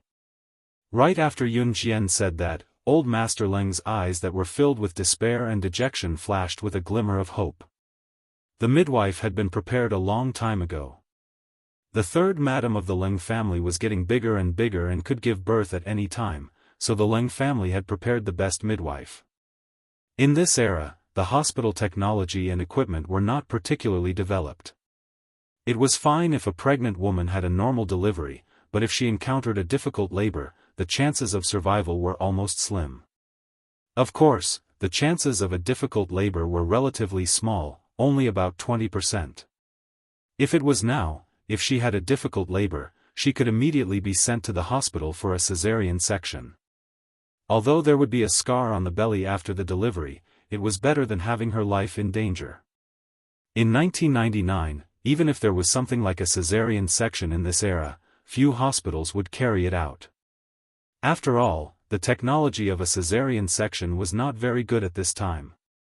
If they were not careful, it was very likely that both the mother and the child would die. Naturally, the hospital did not dare to try it easily. Therefore, in this era, if there was a difficult labor, unless a cesarean section was performed which had no chance of success, the chances of survival were really pitifully low. And even if a cesarean section was to be performed, it must be done in a regular hospital under normal circumstances. Obviously, at this juncture, the third madam's situation did not allow for any delay. As soon as Yun Jian finished speaking, Master Leng's eyes lit up again. He knew that as the sorcerer goddess, Yun Jian would never say something that she was not confident about. Hey!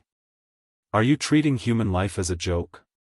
Xing Lengleng, who had cursed the third madam to have a difficult labor just now, heard Yun Jian's words and became smug again.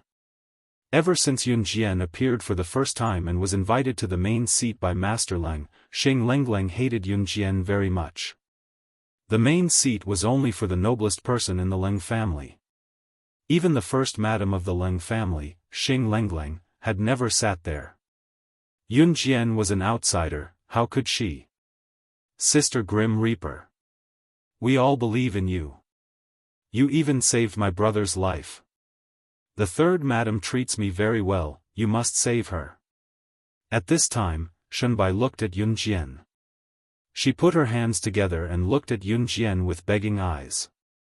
She saved your brother, Shun Xiaocheng? Didn't your brother already declared dead?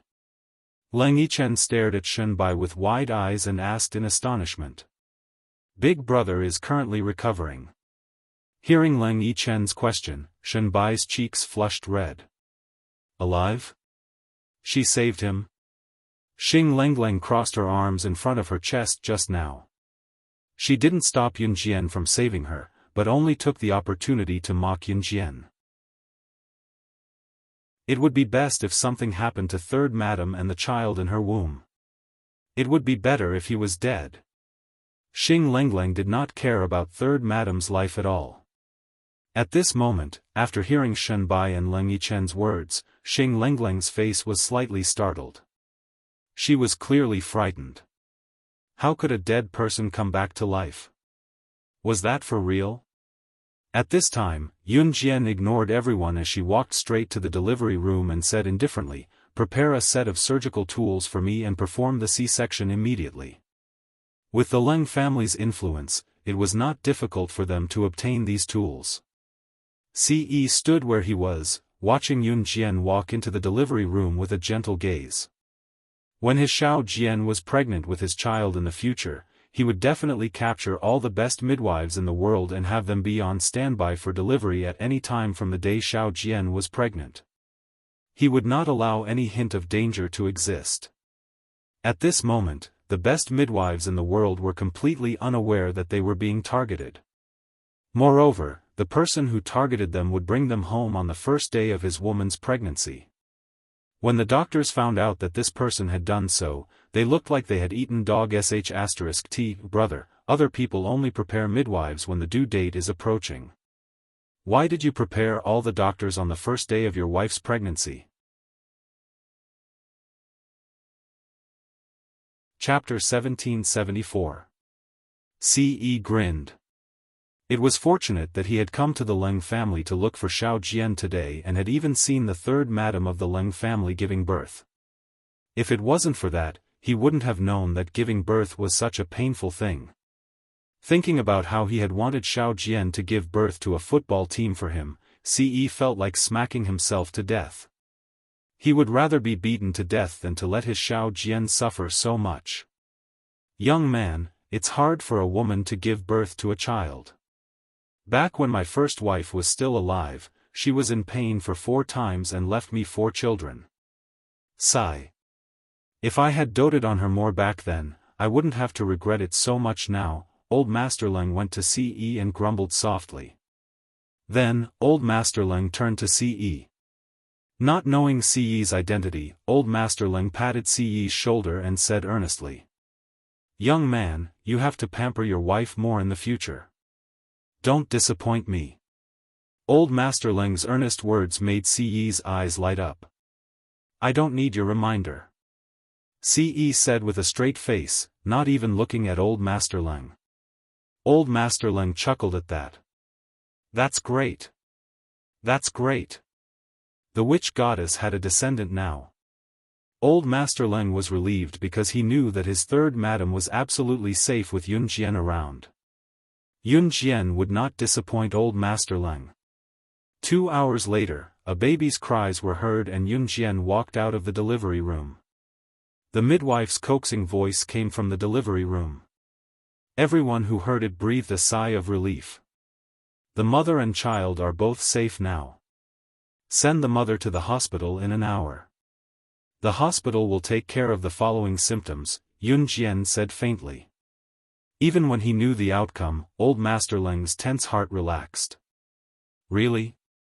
Thank you. Thank you. Thank you. You are the benefactor of our husband and wife. Thank you. When Old Master Leng heard Yun Jian say that his wife's life was no longer in danger and the child was born safely, he rushed over to grab Yun Jian's hand to thank her. Before his hand could touch Yun Jian, however, it was slapped away by a large palm.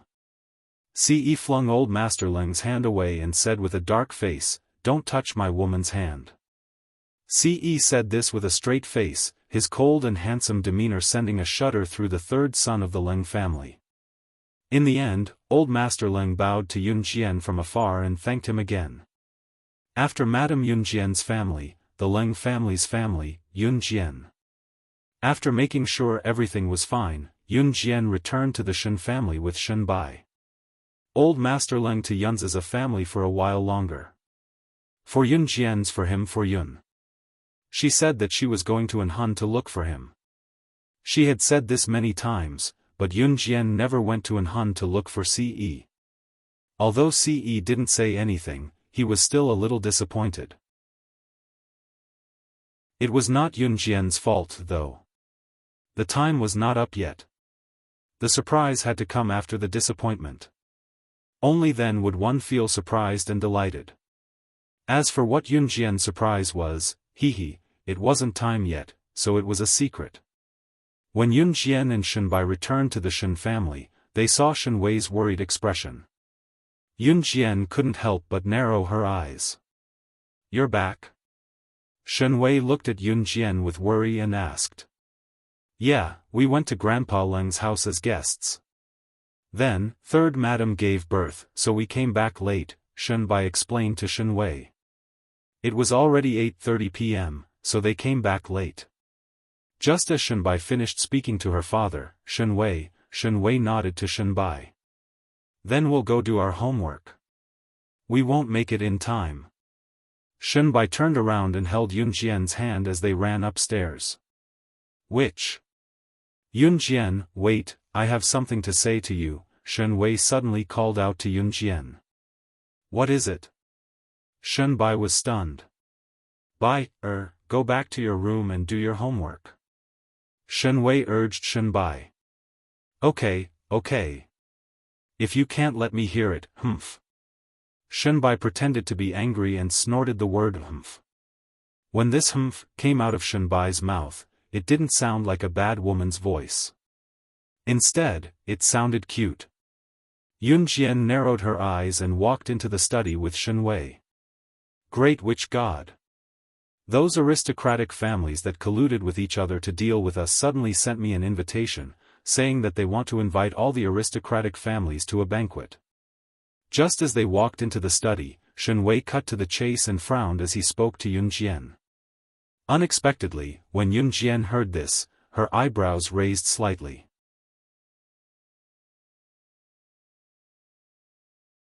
Chapter 1775. Did they invite all the aristocratic families? Yun Jian narrowed her eyes and asked Shen Wei. "Yes, that includes the Leng family that you went to today." Shen Wei answered truthfully. "Agree, we'll go to this banquet." Yun Jian suddenly turned her head and looked at Shen Wei. Her smile made Shen Wei unable to describe how to describe it.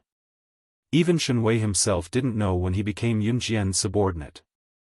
Now, the entire Shen family was under Yun Jian's control. "Yes." Shen Wei nodded. Shen Wei had mentioned before that many of the students studying in Meteor Aristocratic Academy were the descendants of aristocratic families. Now, there was a very common phenomenon. The aristocratic families of the students studying in Meteor Aristocratic Academy were generally the same as Shen Wei's Shen family. They didn't associate themselves with those aristocratic families. As for those aristocratic families, they all sent their children to a place called Dark Aristocratic Academy to study. Meteor Aristocratic Academy. Dark Aristocratic Academy. The families of the former students were all on the Shen family side. The families of the latter students were all in cahoots with those aristocratic families. "If you don't cooperate with our aristocratic families, we'll kill your aristocratic families." Therefore, there was such a saying before. Which side these aristocratic families stood on depended on which academy they sent their children to study in. Currently, it seemed that the aristocratic families of the students studying in Dark Aristocratic Academy were generally stronger than the Shen and Leng families. Therefore, Shen Wei's son, Shen Xiaocheng, was clearly framed by those aristocratic families who wallowed in the mire. But in order to protect the entire Shen family, Shen Wei forcibly endured it. On Friday, Meteor Aristocratic Academy was on holiday. Many aristocratic families' children were sent to Dark Aristocratic Academy. This time, the aristocratic families that were hostile to the Shen and Leng families set the banquet at Dark Aristocratic Academy. The theme of this banquet was a masquerade ball. Apart from the aristocratic families' children who could participate, all the Meteor and Dark Aristocratic Academy's children who weren't from aristocratic families could also participate. Naturally, they had to dress up before going. Shen Bai didn't know the danger of this banquet. She was like an innocent little girl, choosing her favorite dress and carefully dressing herself up. Yun Jian wore a black evening gown that showed off her figure. This exquisite evening gown outlined her perfect figure incisively and vividly. Even from afar, one would be attracted by this perfect figure. This black evening dress was actually a very ordinary dress, but when Yun Jian wore it, there was an indescribable sense of nobility. Many people were already present when he entered the Dark Noble Academy's masquerade ball. Yun Jian and Shunbai each put on a mask and walked into the crowd. At the scene of the masquerade ball, 3 middle-aged men were holding wine glasses in the distance. They were not wearing masks and were chatting with each other. These 3 people were the 3 most powerful and influential families among the clans that wallowed in the mire. They were the Zhu family, the Lan family, and the Mo family. Among the 3 aristocratic families, the Lan clan was the most important. Just as Yun Jian narrowed her eyes, Shunbai suddenly pulled on Yun Jian's arm and shouted, "It's them! It's them! Let's go quickly!"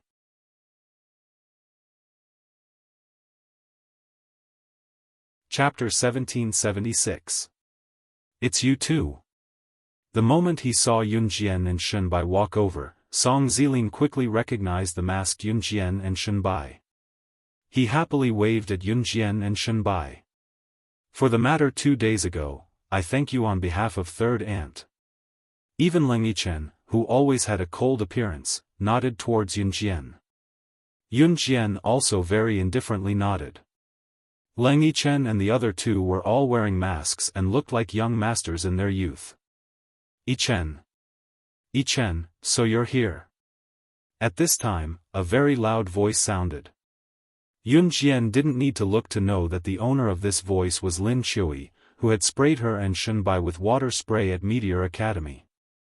When she saw Yun Jian and Shunbai, Lin Chui, who was also wearing a mask, immediately recognized Yun Jian and Shunbai. "It's you guys.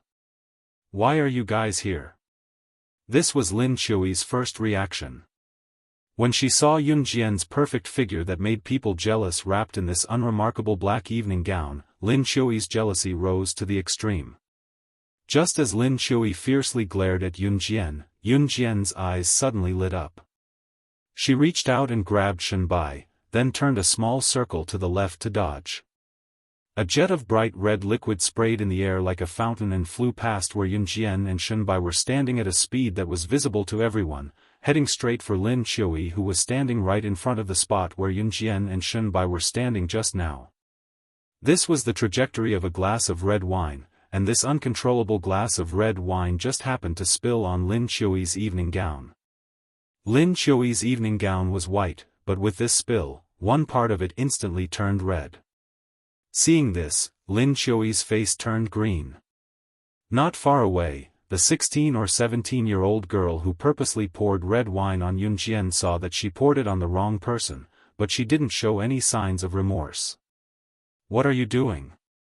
Lin Chui exclaimed when she saw the girl pouring red wine on herself. "Humph, the person I want to knock down isn't you. Who allowed you to stand there?" The 16 or 17-year-old girl raised her head and glared at Lin Chui righteously. Now Lin Chui knew that she had become Yun Jian's scapegoat. "Why did you dodge just now?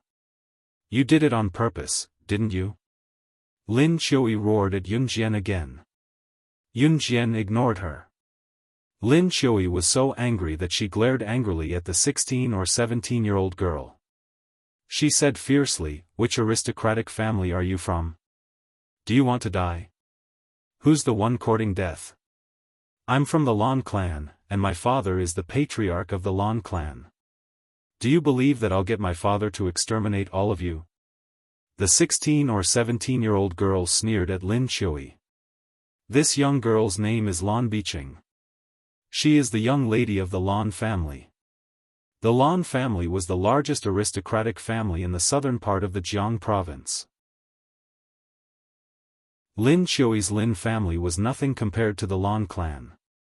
So when she heard Lan Biqing's words, Lin Chui was so scared that she shrank back. Seeing this, Lan Biqing turned to look at Yun Jian smugly. She saw Yun Jian's slim figure and thought that she was too beautiful. So, she could not help but come over to fix her. She did not expect that she would be the wrong person. Lan Biqing thought that she would be able to see the fear on Yun Jian's face after she revealed her identity. However, Lan Biqing was disappointed. Yun Jian was not flustered at all. Instead, she crossed her arms and looked at her. Seeing this, Lan Biqing was furious. Just as Lan Biqing was about to do something to Yunjian, the scene suddenly quieted down. On the stage, the patriarch of the Lan clan, Lan Hongtian, who was also Lan Biqing's father, was standing there. He gestured for the crowd to quiet down. Lan Hongtian's power was overwhelming. So, the crowd immediately quieted down and did not dare to say a word. Then, Lan Hongtian's voice rang out. The reason I'm holding a masquerade party here today is to let everyone enjoy themselves.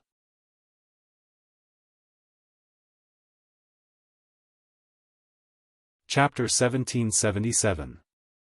Whether it was the students of Meteor Academy or Dark Academy, they all knew about the existence of the Yulong continent and the legends of the Sorcerer God and the Lord God. Of course, these rumors were spread by the young masters and ladies of the aristocratic families. Of course, if the ordinary students who were studying in the academy heard these young ladies and young masters from aristocratic families spread the bizarre news that there was a Xiuxian continent called Yulong continent in addition to Earth, it was another matter whether the ordinary students believed it or not. Because of this, when the head of the Lan family, Lan Hongtian, stood on the stage and spoke to everyone below, everyone pricked up their ears to listen. Especially those who did not know about the incident at Meteor Academy where Yunjian admitted that she was the Sorcerer God. In the past, they had only heard of the legendary story of the Sorcerer God of the Yulong continent. In their hearts, the Sorcerer God was like an ordinary person seeing a god. It was an impossible figure. But at this moment, the head of the Lan family, Lan Hongtian, actually said in front of everyone that there was a young lady who claimed to be the Sorcerer God of the Sorcerer tribe of the Yulong continent.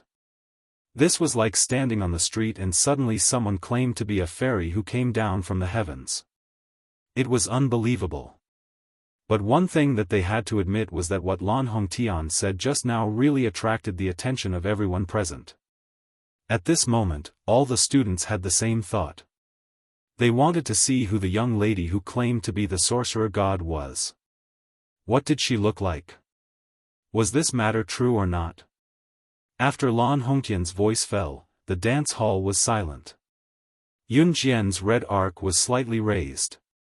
She did not stand out even though she was called out. This was a masquerade ball. Everyone around was wearing masks. Even if Yunjian did not stand out, no one would recognize her. Dad is too much. The legendary Sorcerer God is the existence of the Yulong continent. He is the object of our aristocratic family's admiration and admiration. How could such a powerful person appear here? It's obvious that the young lady who claimed to be the Sorcerer God is another ghost impersonator. Seeing his father Lan Hongtian say this in front of so many people, Lan Biqing couldn't help but ridicule him. How could such a noble person like the Sorcerer God appear on Earth? This. Cough. Not necessarily. Song Zilin touched his nose and complained in a low voice. Why not? A person of such high status like the Sorcerer God would never appear here. Lan Biqing's voice was loud and confident. Cough. Song Zilin glanced at him and rubbed his nose. He ignored Lan Biqing. Why couldn't he appear here? Isn't the Sorcerer God standing right in front of you right now? And it's the person you didn't like just now. Song Zilin didn't say it out loud. Yunjian narrowed her eyes and looked at Lan Hongtian who was standing on the stage. Yunjian had just shifted her gaze to Lan Hongtian who was standing on the stage when Lan Biqing's aggressive voice rang out again. What are you looking at? No matter how much you look, the Sorcerer God that my father is talking about is definitely not you. The people around him were all looking at the stage. Lan Biqing pretended not to see anything. Yunjian looked at that pair of eyes on the stage, but Lan Biqing was aggressive. She could imagine that Lan Biqing wanted to pour the red wine on Yunjian because he was jealous of Yunjian's beauty. She couldn't help but sigh. Yunjian's beauty came from inside out. Even if she didn't show her face, she could make girls jealous to death just by looking at her back. Just as Lan Biqing's voice fell, a rather pleasant male voice rang out. "Biqing, you're here? When I heard your voice, I knew it was you." When the male voice fell, Yun Jian glanced over. She saw two masked boys standing in front of her. One look and you could tell that their status wasn't low.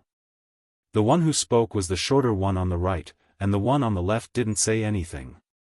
Beside the two boys stood a large group of young boys and girls. When Lan Biqing saw the boy on the left who didn't say anything, his eyes lit up. He shouted excitedly at the boy who didn't say anything, "Brother Xiling. You're here. It took me a long time to find you." As he spoke, Lan Biqing glared at Yun Jian. He looked like he was showing off that he was very familiar with this boy. He pounced on the boy who was called Brother Xiling. Mo Xiling, the recognized genius of the Mo family.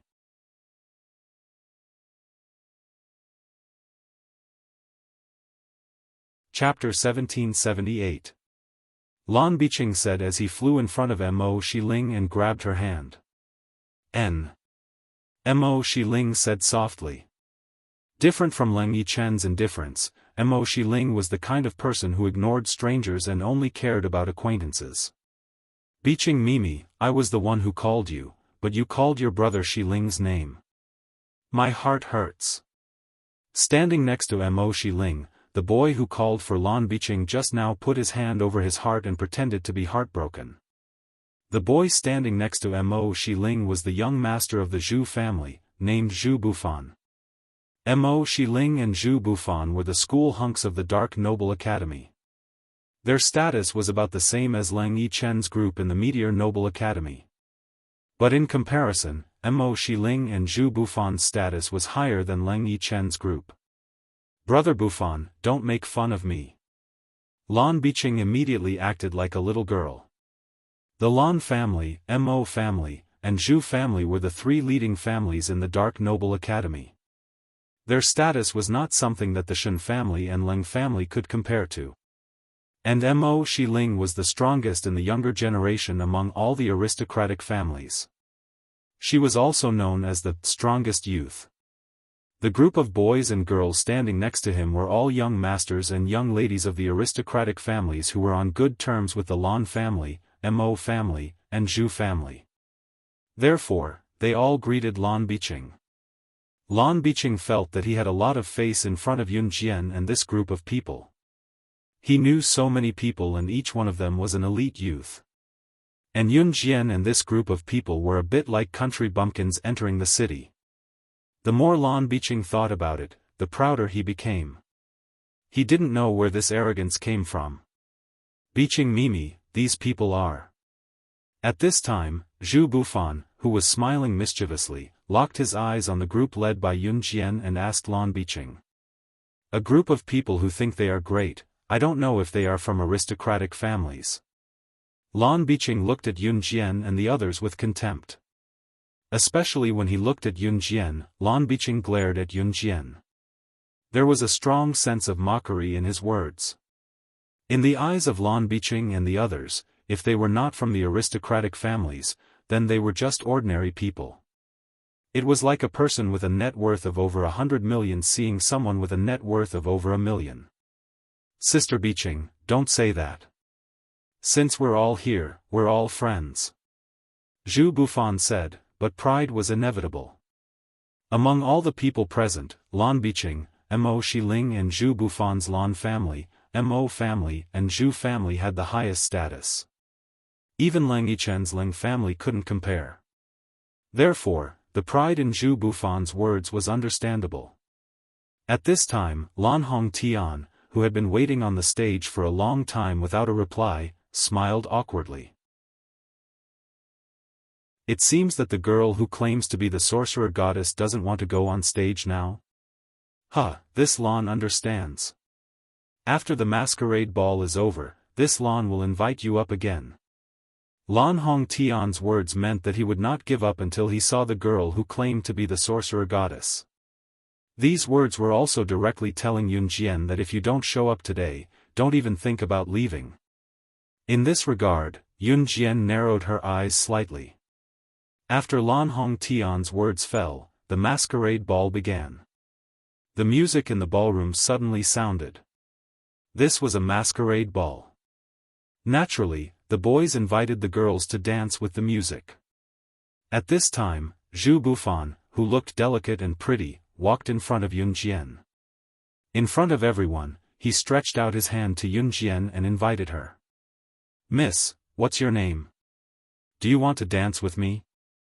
Zhu Bufan and Mo Xiling were the school hunks of the Dark Noble Academy and were very popular. Even if they were wearing masks, many girls around could recognize them. Therefore, after Zhu Bufan's voice fell, the girls around immediately screamed like crazy. "Wow, who's that girl? Why did Master Fan invite her to dance? God! I'm so envious. Master Fan is so handsome. If only I were that girl." Zhu Bufan was the young master of the Zhu family. He had a high status and good looks. However, just this status alone was enough to make the girls go crazy and scream. At this time, everyone was envious of Yunjian. Just when everyone thought that Yunjian would be so excited that she would immediately agree to Zhu Bufan's invitation, they saw Yunjian with her arms crossed in front of her chest. She had no intention of extending her hand at all. Yunjian stood in place and sneered at Zhu Bufan in front of everyone.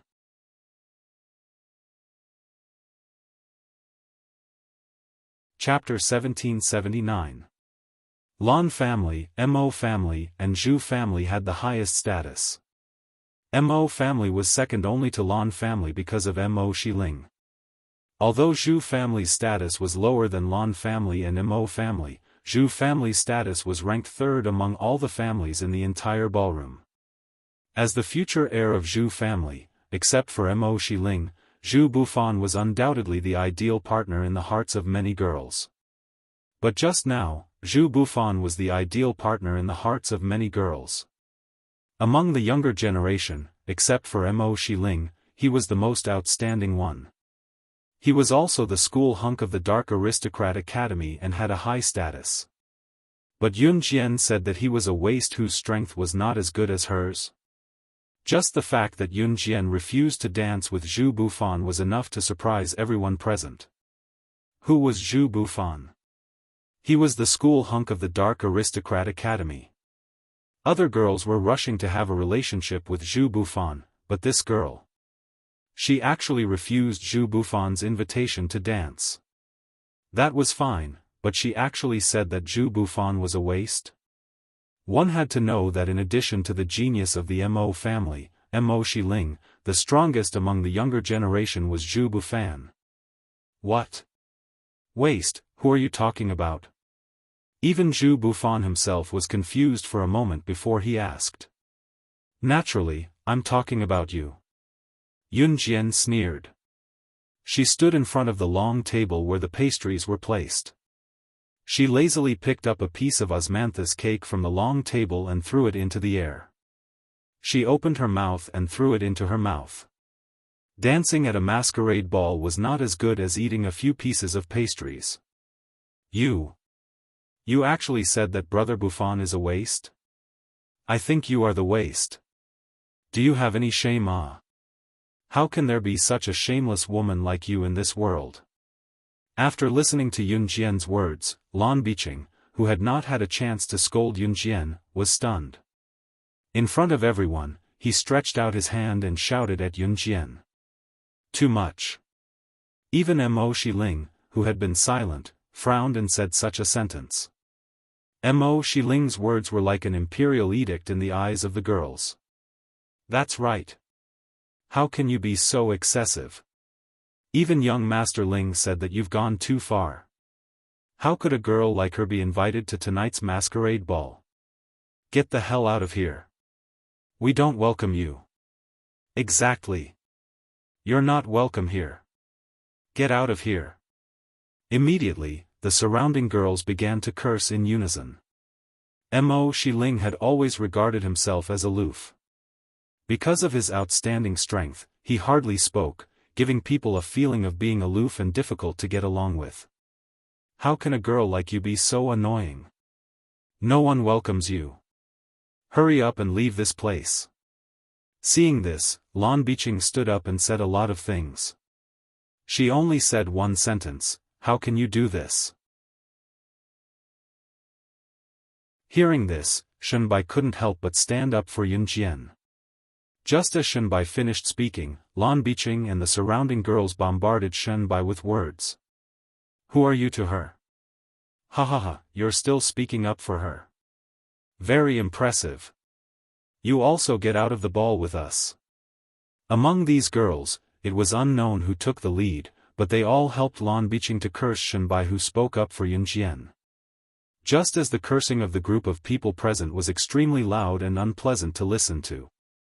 Yunjian slightly frowned. "You guys are very noisy." Yunjian's indifferent words came out of her mouth. "Isn't that because you're too much? You actually said that our young master Fan is a waste, you're the waste. You." When these girls heard this, they became even more enthusiastic. Just as this group of girls opened their mouths and chattered, Yunjian, who had her hands on the pastry table, suddenly stretched out her hands and picked up more than 10 pieces of pastry on the table. In front of everyone, she directly threw the pastry out. These more than 10 pieces of pastry could be clearly seen in front of everyone's eyes, flying to more than 10 different places. In front of everyone, they blocked the mouths of more than 10 girls who were standing at different angles. All the voices stopped in an instant. Seeing this, Mo Xiling and Zhu Bufan, as well as everyone present, were all shocked.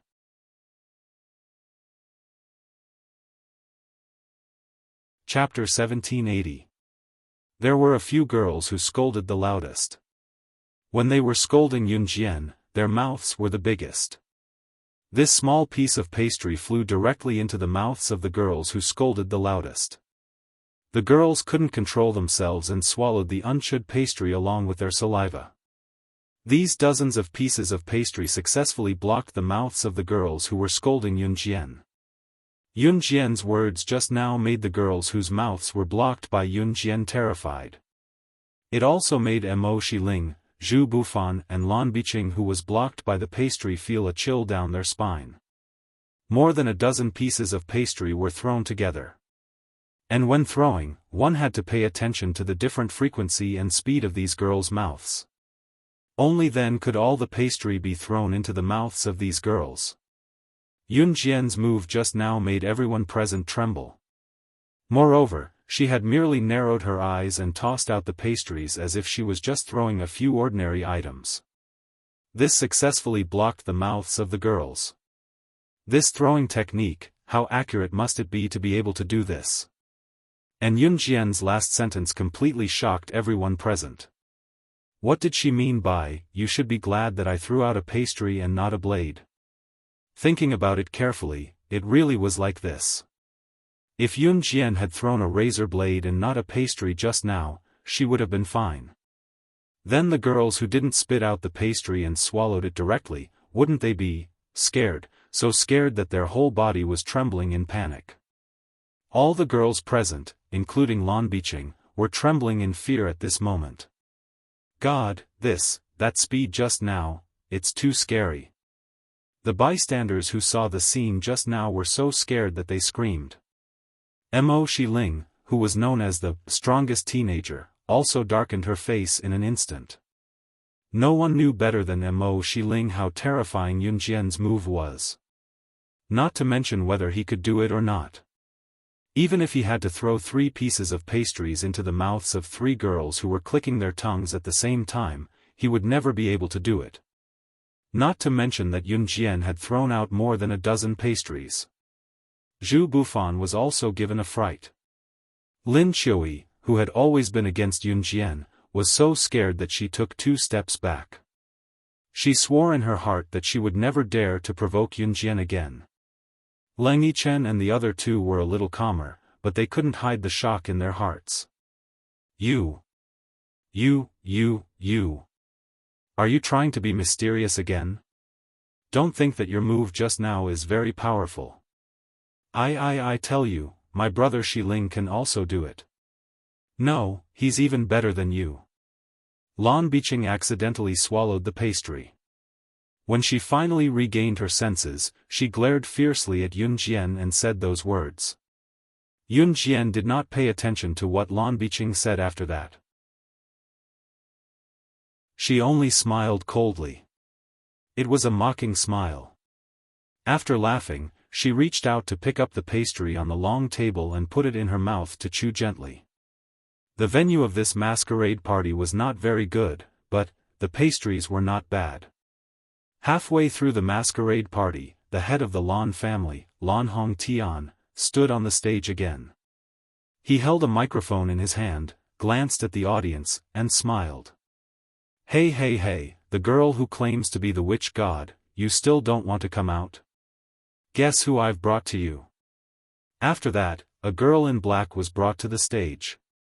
The girl was covered in blood and looked like she had been beaten many times.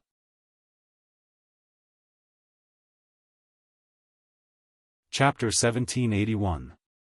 Lan Hongtian's words spread throughout the scene. Obviously, from the moment Lan Hongtian appeared, he held the microphone in his hand and asked everyone to gather with the girl who claimed to be the sorcerer goddess. He was confident that he could force Yun Jian out. Of course, the premise was that the girl who claimed to be the sorcerer goddess was indeed the sorcerer goddess of Yulong continent. If she was not the sorcerer goddess of Yulong continent, even if Lan Hongtian brought out his trump card, this girl from the sorcerer tribe, it would be useless. Of course, if she was not the real sorcerer goddess of the sorcerer tribe, then even if the girl who claimed to be the sorcerer goddess appeared, it would be useless to Lan Hongtian. That's right, Lan Hongtian wanted to use this girl to threaten Yun Jian. The premise of all this was that Yun Jian was really the sorcerer goddess of the sorcerer tribe. When they saw him covered in blood, his black clothes had been whipped into tatters, and there were bloodstains all over his body, everyone present was in an uproar. This girl from the sorcerer tribe was very beautiful and looked very fresh. The legendary sorcerer tribe was basically all female and all of them were very fresh and beautiful. The legendary sorcerer tribe was a place where beauties were born. The girl on the stage revealed a pair of fair thighs. Although it covered her important parts, her beauty made everyone present take a deep breath. Yun Jian's eyes sized up the girl on the stage. When she saw the girl's appearance, she raised her eyebrows slightly. There were so many girls in the sorcerer tribe. Naturally, she could not recognize all of them. However, as long as they were from the sorcerer tribe, the aura they exuded could not be wrong. This girl was indeed from the sorcerer tribe. Yun Jian's nonchalant gaze turned sharp at once. Murderous intent appeared. That girl was caught.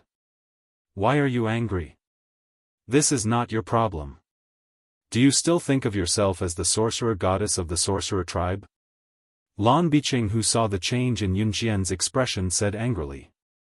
Mo Shiling, Zhu Bufan, and everyone present looked at Yun Jian. However, in the next second, Yun Jian did not even look at Lan Biqing and walked towards the stage. She really thinks of herself as the sorcerer god. Let's see how long she can be stubborn for. Lan Biqing had yet to react. Could she be the girl who claimed to be the sorcerer goddess?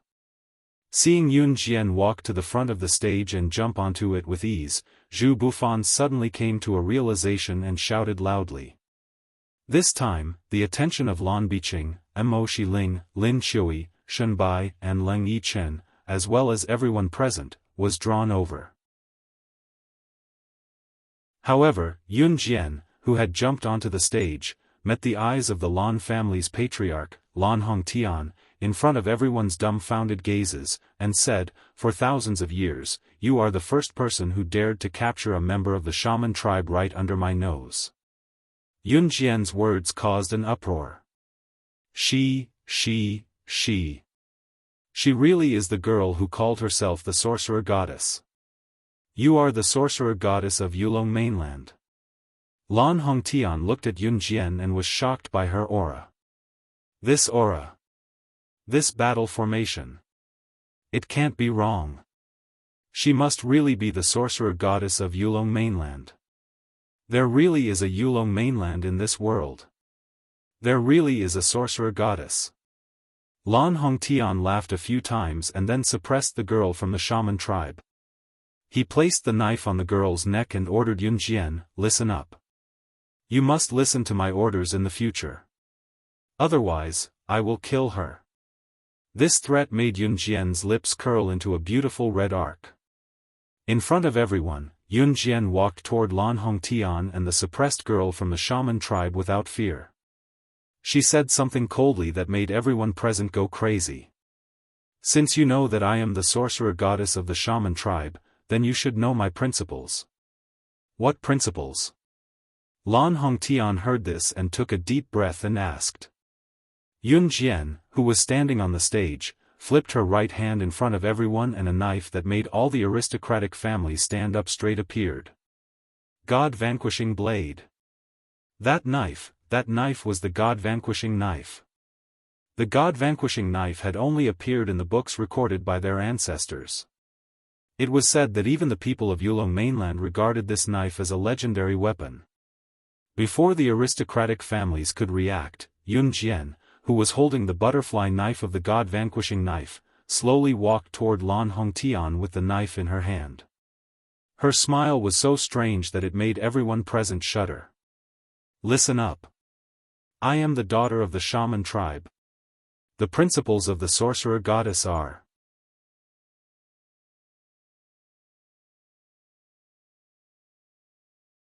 Chapter 1782. At this moment, Yun Jian seemed to be a different person compared to the original Yun Jian. The Yun Jian who first appeared in front of Lan Biqing, Mo Shiling, Zhu Bufan and the others was wearing a mask from the masquerade party. She gave people a very mysterious feeling, but just looking at her figure gave people a feeling of extreme beauty. At that time, Yun Jian really looked like a little girl who came to attend the banquet, pure and moving. But throwing away that pure aura, at this moment, Yun Jian gave people the feeling that she was the king of the jungle. Although she was wearing a mask, her words just now coupled with her flamboyant figure at this moment. At this moment, Yun Jian was like a god who controlled killing. Seeing her like this, Lan Biqing and the group of girls who were against her at the beginning were stunned, and it made Mo Shiling and Zhu Bufan's hearts beat violently. So domineering. So arrogant. So arrogant. Yun Jian's arrogant look just now, not to mention the most outstanding genius of the younger generation, Mo Shiling, would not dare to do so. Mo Shiling was afraid that she did not even have the courage to look straight into the eyes of the Lan family's head, Lan Hongtian.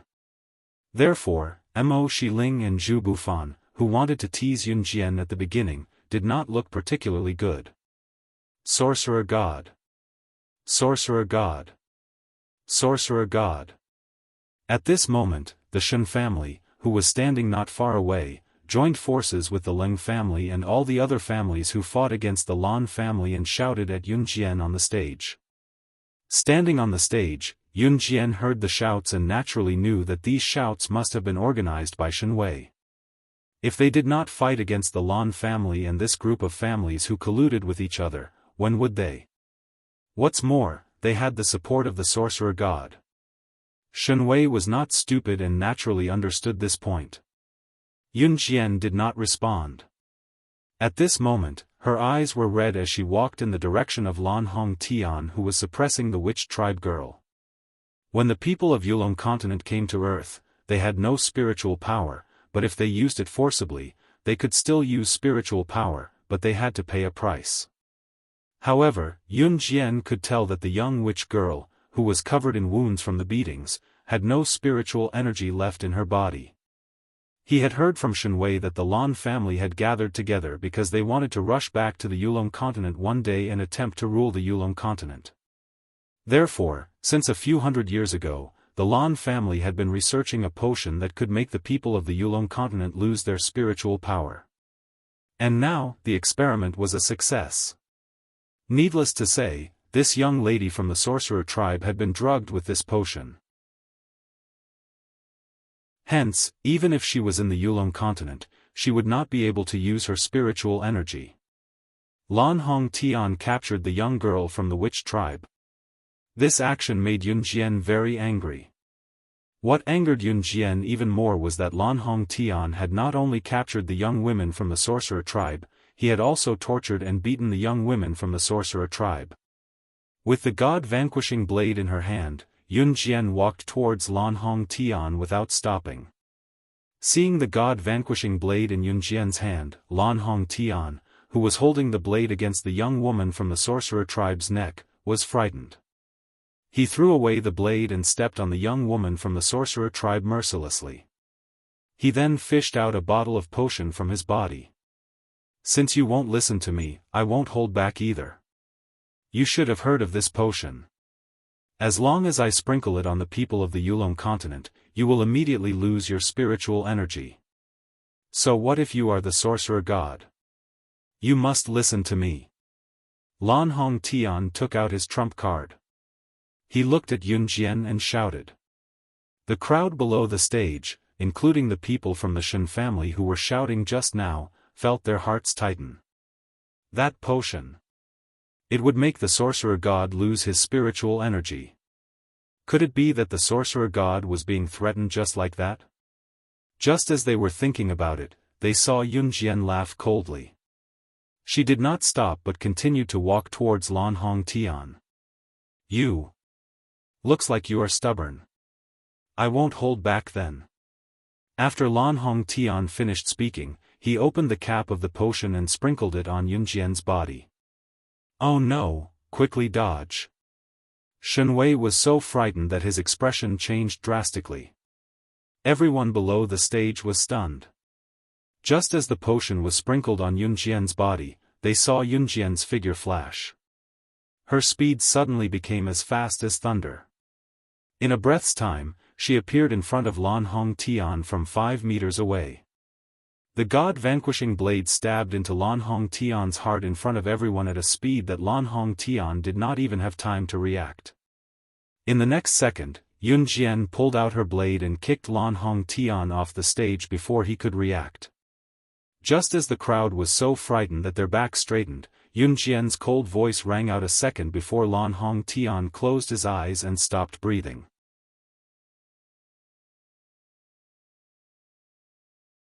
Chapter 1783. In the eyes of these aristocratic families, other than the sorcerer goddess of Yulong mainland, the internationally renowned slaying god was also a person that these aristocratic families and the people present had heard of. Yun Jian's last sentence, Kosha mercenaries, slaying god, made it clear to those who did not know who slaying god was. Who else could slaying god of Kosha mercenaries be? Other than slaying god, who was ranked first on the international secret agent ranking, who else belonged to Kosha mercenaries? Many of the students present might not know who slaying god of Kosha mercenaries was, but these aristocratic families' children had been educated by their families since young. They were very familiar with slaying god of Kosha mercenaries. This was a terrifying existence that they did not dare to provoke. Therefore, when Yun Jian finished speaking, everyone present, especially Lan Biqing, Mo Shiling, and Zhu Bufan, including the group of girls who had mocked and ridiculed Yun Jian and were aggressive toward Yun Jian like a machine gun. In the end, Yun Jian sealed their mouths with pastries. Everyone's pupils contracted, their faces were tense, and their mouths were agape. The moment Lan Hong Tian closed his eyes, he heard Yun Jian's voice. It was too late for regrets. The potion that the Lan family had planned for hundreds of years and spent so much manpower and energy to develop was ineffective against the sorcerer goddess. And she was slaying god, ranked first on the secret agent ranking in the country. Even if Yun Jian had lost her spiritual power, with the Lan family's power, forget about capturing Yun Jian, the entire Lan family would have been annihilated. And now, the Lan family was done for. Completely done for. He was also done for. The Lan family's years of hard work were all gone after he had wronged Yun Jian. In that instant, countless emotions flashed through everyone's mind. 3 seconds later, Lan Hong Tian was kicked off the stage. Fresh blood spurted out from his heart and drew an arc in the air. Lan Hong Tian was brutally smashed to the ground and died a tragic death. For those who were stabbed by the god-vanquishing blade, even the gods of deity continent would have their souls destroyed, let alone humans. Lan Hongtian's soul was destroyed. He could not escape. The families who were in cahoots with Lan Hongtian shrank back when they saw Lan Hongtian being stabbed to death by Yun Jian and kicked off the stage. Even the masters of the Mo family and Zhu family, who were in cahoots with the Lan family, did not dare to step forward. The Lan family's patriarch, Lan Hongtian, had committed countless atrocities. In order to develop that bottle of medicine, he had captured thousands of innocent people and killed them for experiments. Since they could not capture people from the Yulong continent, they could only capture ordinary people from Earth. A bottle of potion was very corrosive to ordinary people. As long as a failed product was sprinkled on an ordinary person, that person would be corroded alive and die. Therefore, the God-vanquish-God experiment was a person. The Lan family's master was Slin God-vanquish Lan Shenwei had long been annoyed by Lan Hongtian's actions of harming the innocent. However, Lan Hongtian and his group were powerful. He could not do anything about them. Now that he saw Yun Jian killing such a heinous person in the form of his soul being destroyed, Shenwei immediately took the lead to call out to Yun Jian, Sorcerer Goddess. Sorcerer Goddess. When Lan Biqing realized that his father had been killed by Yun Jian and was about to rush over, the families who were in cahoots with the Lan family had already retreated with their people. The Mo family and Zhu family retreated quickly when they saw this. However, before they could leave, Lan Su, Gu Nianji, and Qing Yu came from afar with a large group of people and surrounded the place. Although the Mo family and Zhu family were afraid of Yun Jian, they did not recognize Lan Su and the other two when they saw Lan Su and the other two surrounding the place. Therefore, the Mo family's master shouted at Lan Su, trying to scare Lan Su away from his voice. "Who are you?" Just as the Mo family's master finished speaking, Lan Su's voice, which was no less loud than the Mo family's master's, rang out.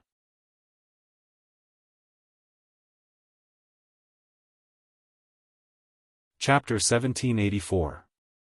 Lan Su? You mean Lan Su, the first guardian of the sorcerer goddess in our ancestors' records? The daughter of the sorcerer tribe sorcerer goddess who is second only to the sorcerer goddess in Yulong mainland? Just as Lan Su finished speaking, Master Mo and Master Zhu who were standing beside Master Mo exclaimed in shock. The sorcerer goddess was also a person who was recorded in great detail in the family records of these noble families' ancestors.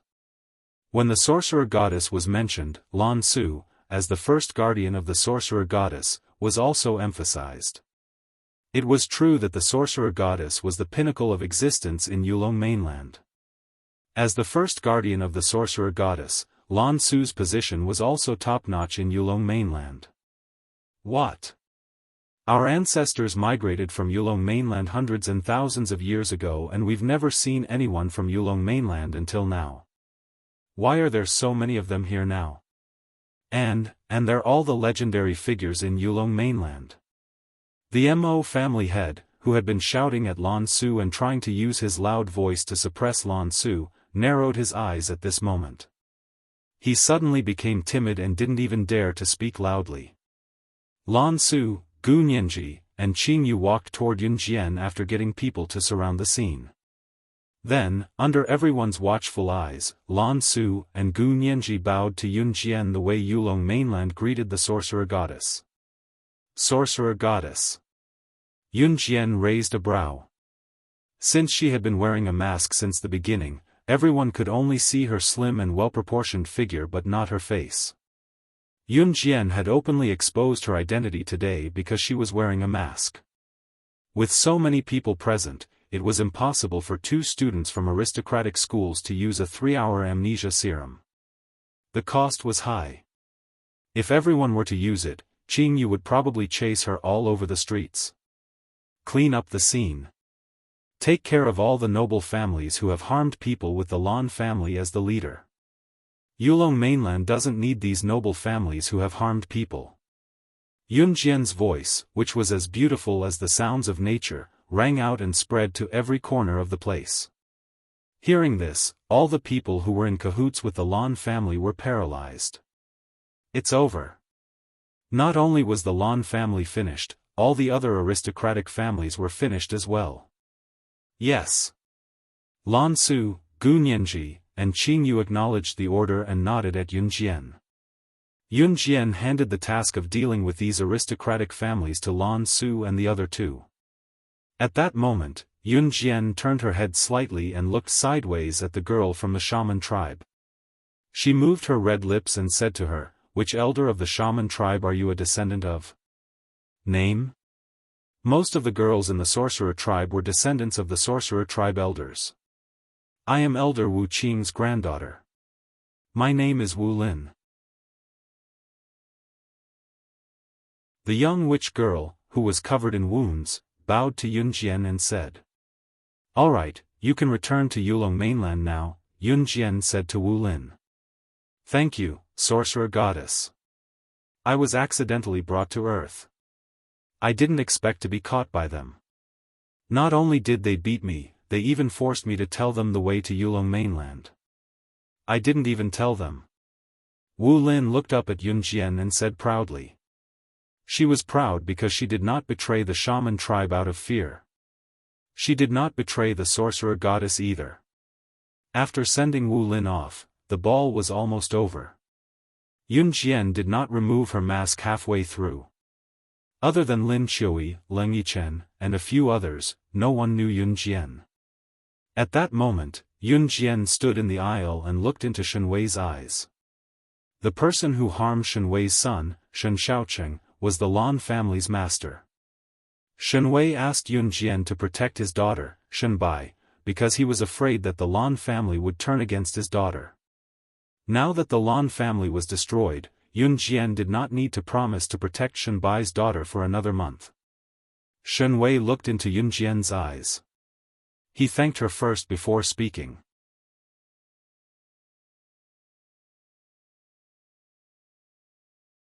Chapter 1785. Of course, recovering all his memories as a supreme magus was not something that could be done within a short period of time. Shen Wei was just an ordinary person.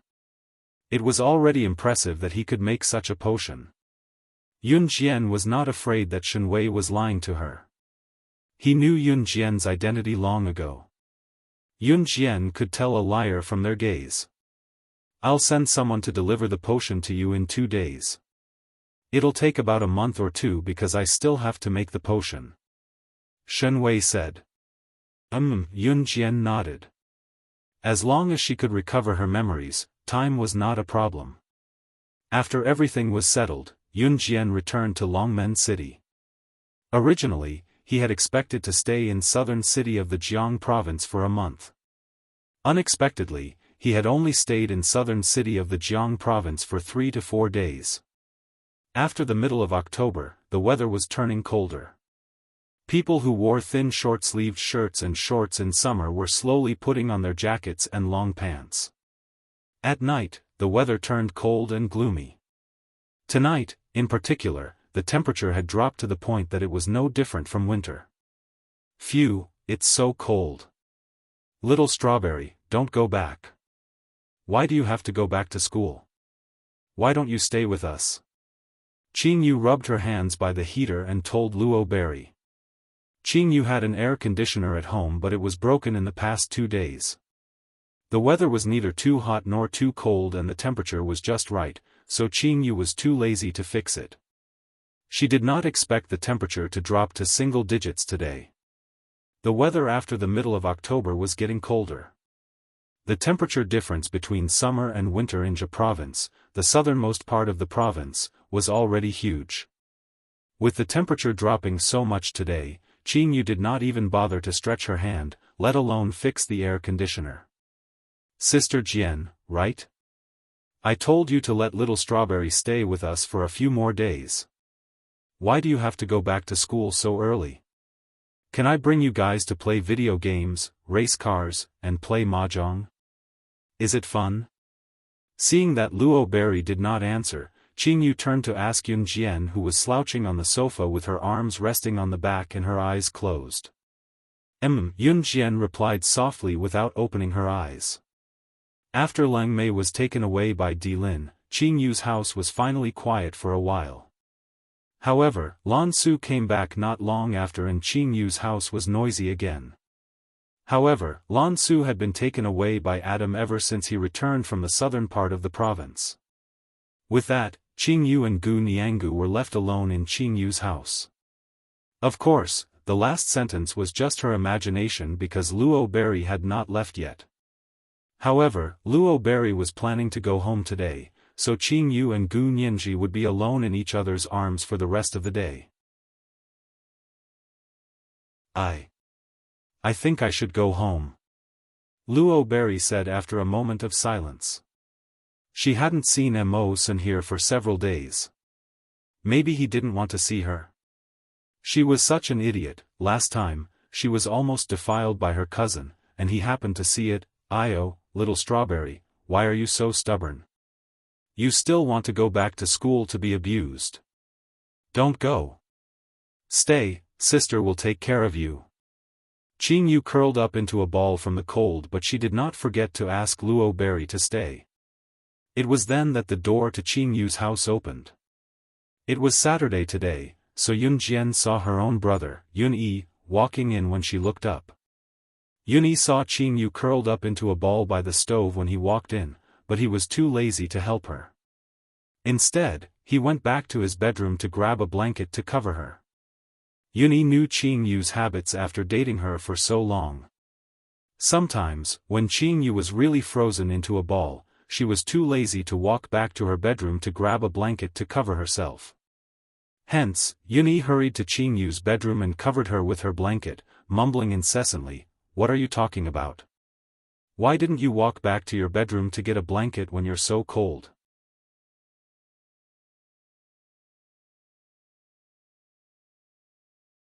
Chapter 1786.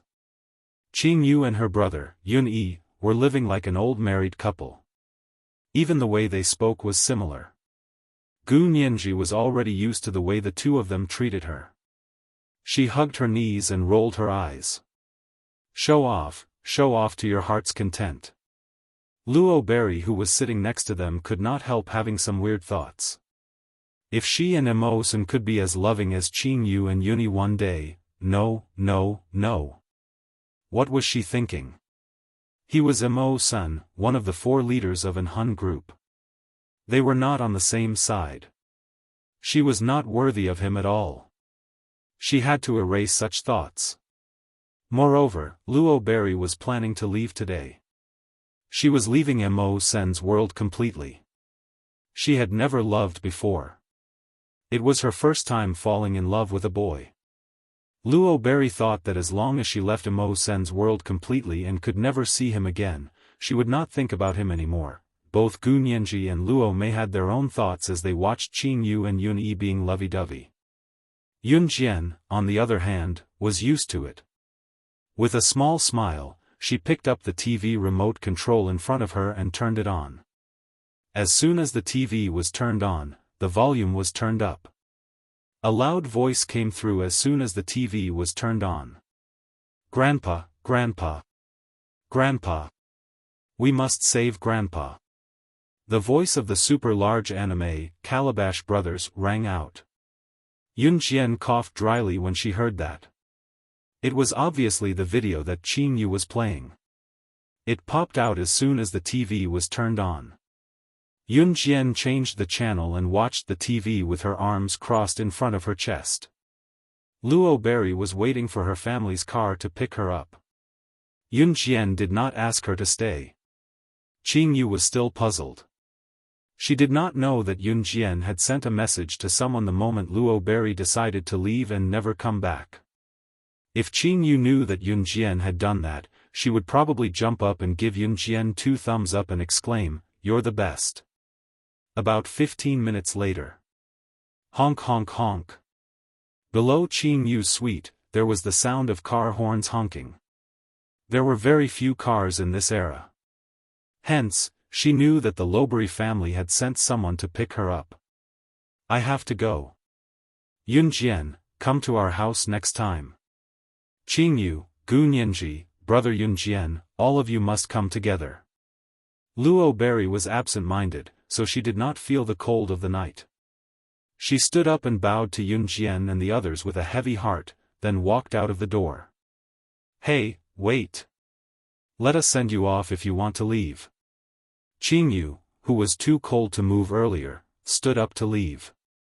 It's okay, it's a little cold outside. See you next time. Luo Berry waved at them and ran out.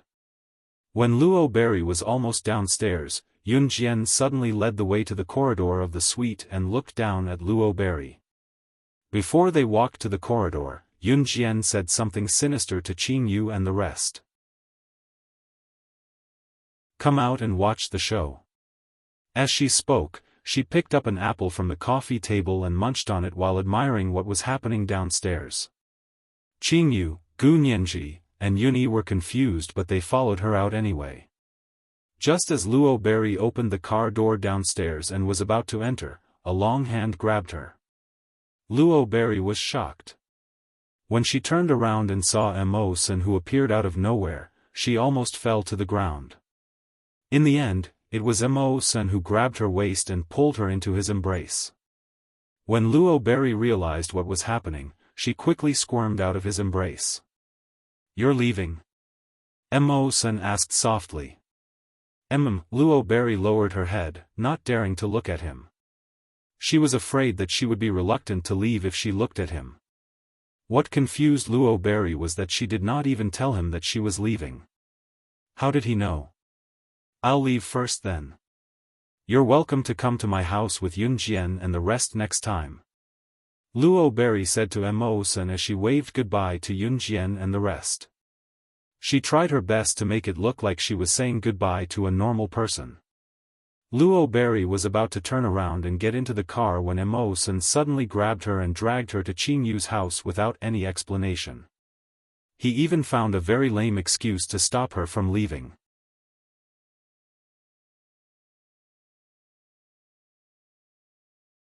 Chapter 1787.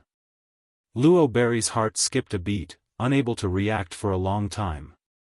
Was the weather very cold these few days? The weather forecast said that tonight was the only night that was exceptionally cold.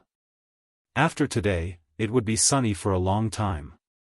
The weather forecast also said that the temperature difference in the past few days was rather large. Today was exceptionally cold and the temperature would soar from tomorrow onwards. She had to be careful to prevent heatstroke when she went out during the day. Standing by the corridor upstairs, Yun Jian munched on her apple, enjoying the view as she watched what was happening downstairs. Qing Yu, Yun Yi, and Gu Nianji's lips twitched as they almost spat out. So, you're such a person. They saw Mo Sun grabbing Luo Berry's hand and taking 2 steps toward the staircase before turning to the car that came to fetch Luo Berry home. He said something to the driver. Yun Jian and the rest then saw the car driver start the engine and leave after hearing what Mo Sun said. Not long after, Mo Sun pulled Luo Berry into Qing Yu's house. Yun Jian and the rest had already returned to Qing Yu's house. Yun Jian sat on the sofa and watched Luo Berry being pulled back by Mo Senator. She smiled and said to Luo Berry, "Welcome back." Luo Berry was still unaware of the situation. She was stunned before replying to Yun Jian.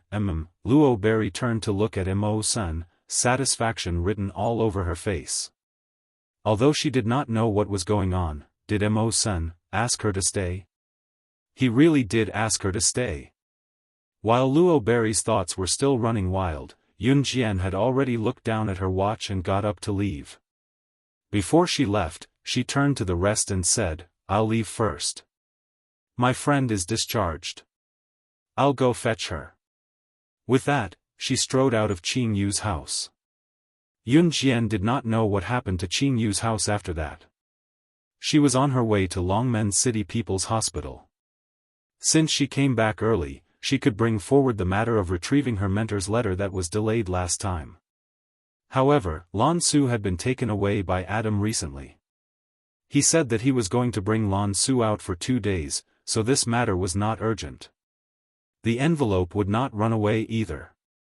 Today was the day Chen Sini was discharged from the hospital after her accident.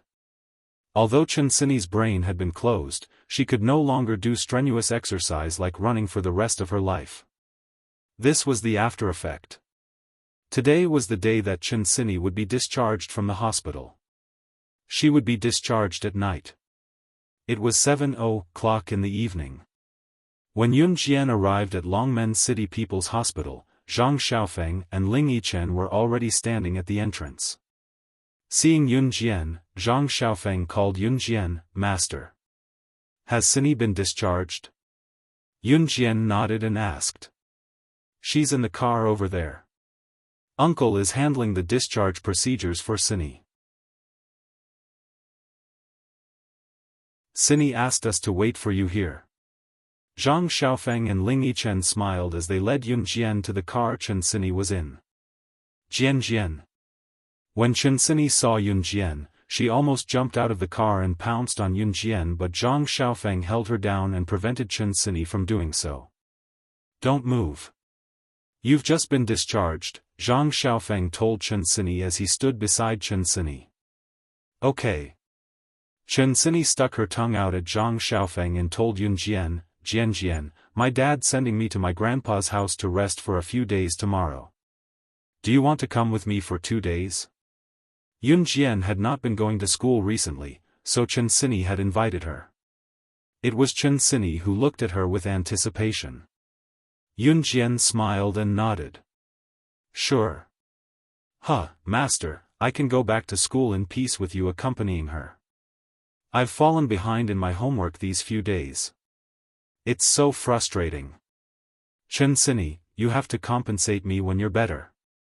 Zhang Xiaofan told Yun Jian when he saw that Chen Sini was recovering well these few days.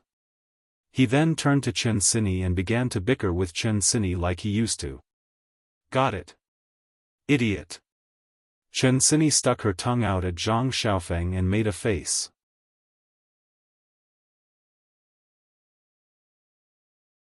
Chapter 1788. Jian, I need to pack my things tomorrow. We can only leave for my grandpa's house at 5 in the afternoon tomorrow. My chauffeur will send us there. You can come to my house to look for me then. After joking with Zhang Xiaofan, Chen Sini turned to stick her tongue out at Yun Jian. Yun Jian nodded. Chen Sini's father arrived after a while. It was Yun Jian who had saved Chen Sini. Chen Sini's father thanked Yun Jian and invited Yun Jian to his house to play for a while and have dinner. Yun Jian rejected both offers. After sending Chen Sini off, Yun Jian went home first. Qin Yiru must be at home now. Gu Junjian would be home for the next few days, so Qin Yiru had already set up dinner early. Just as she reached home, Yun Jian's sensitive ears picked up a few gossipy murmurs beside her when she passed by a corner. It was not unusual for these gossipy women to gather at the intersection and murmur, but what caught Yun Jian's attention was that the person they were murmuring about was Qin Yiru.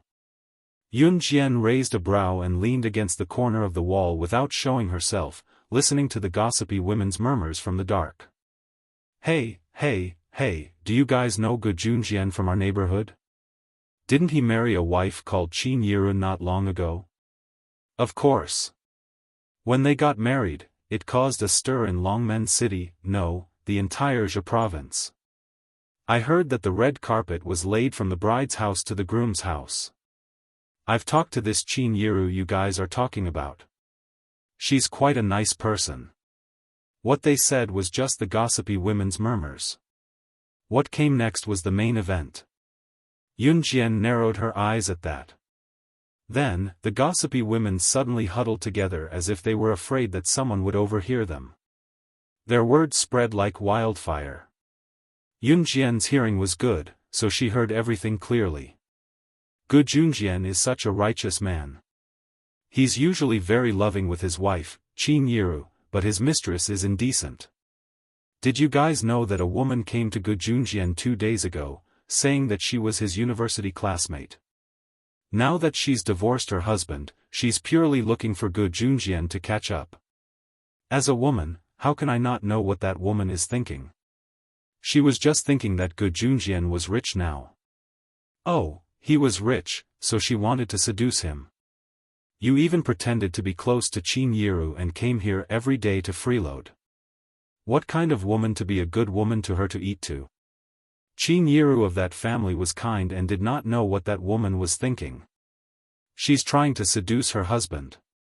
If this Gu Junjian was someone else, he would have probably gotten together with that woman right in front of her face. Luckily, Gu Junjian is a soldier and is an upright man. He's not seduced by that woman. But no one knows what a man is thinking. Who knows, maybe one day Gu Junjian will be seduced by that vixen. To be honest, if it were me, I would throw that woman out with a sweep of my hand. If she dares to appear in front of my man, I'll poke her *s. All these words came from the same gossipy woman. In the end, even the gossipy woman couldn't help but swear. Hidden in the dark, Yun Jian's eyes glinted sharply.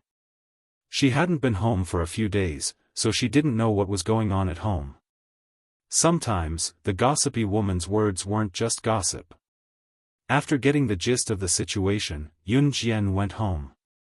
The moment she opened the door, she was greeted by an unfamiliar woman instead of Qin Yiru. This woman had big breasts and a big butt, but she had a good figure. Although she was in her 40s and looked much uglier than Qin Yiru, she was younger than Qin Yiru. You're tuning in to the Xiaofan's Wuxia Tales YouTube channel. Don't forget to subscribe and join us on this journey to catch the most captivating stories.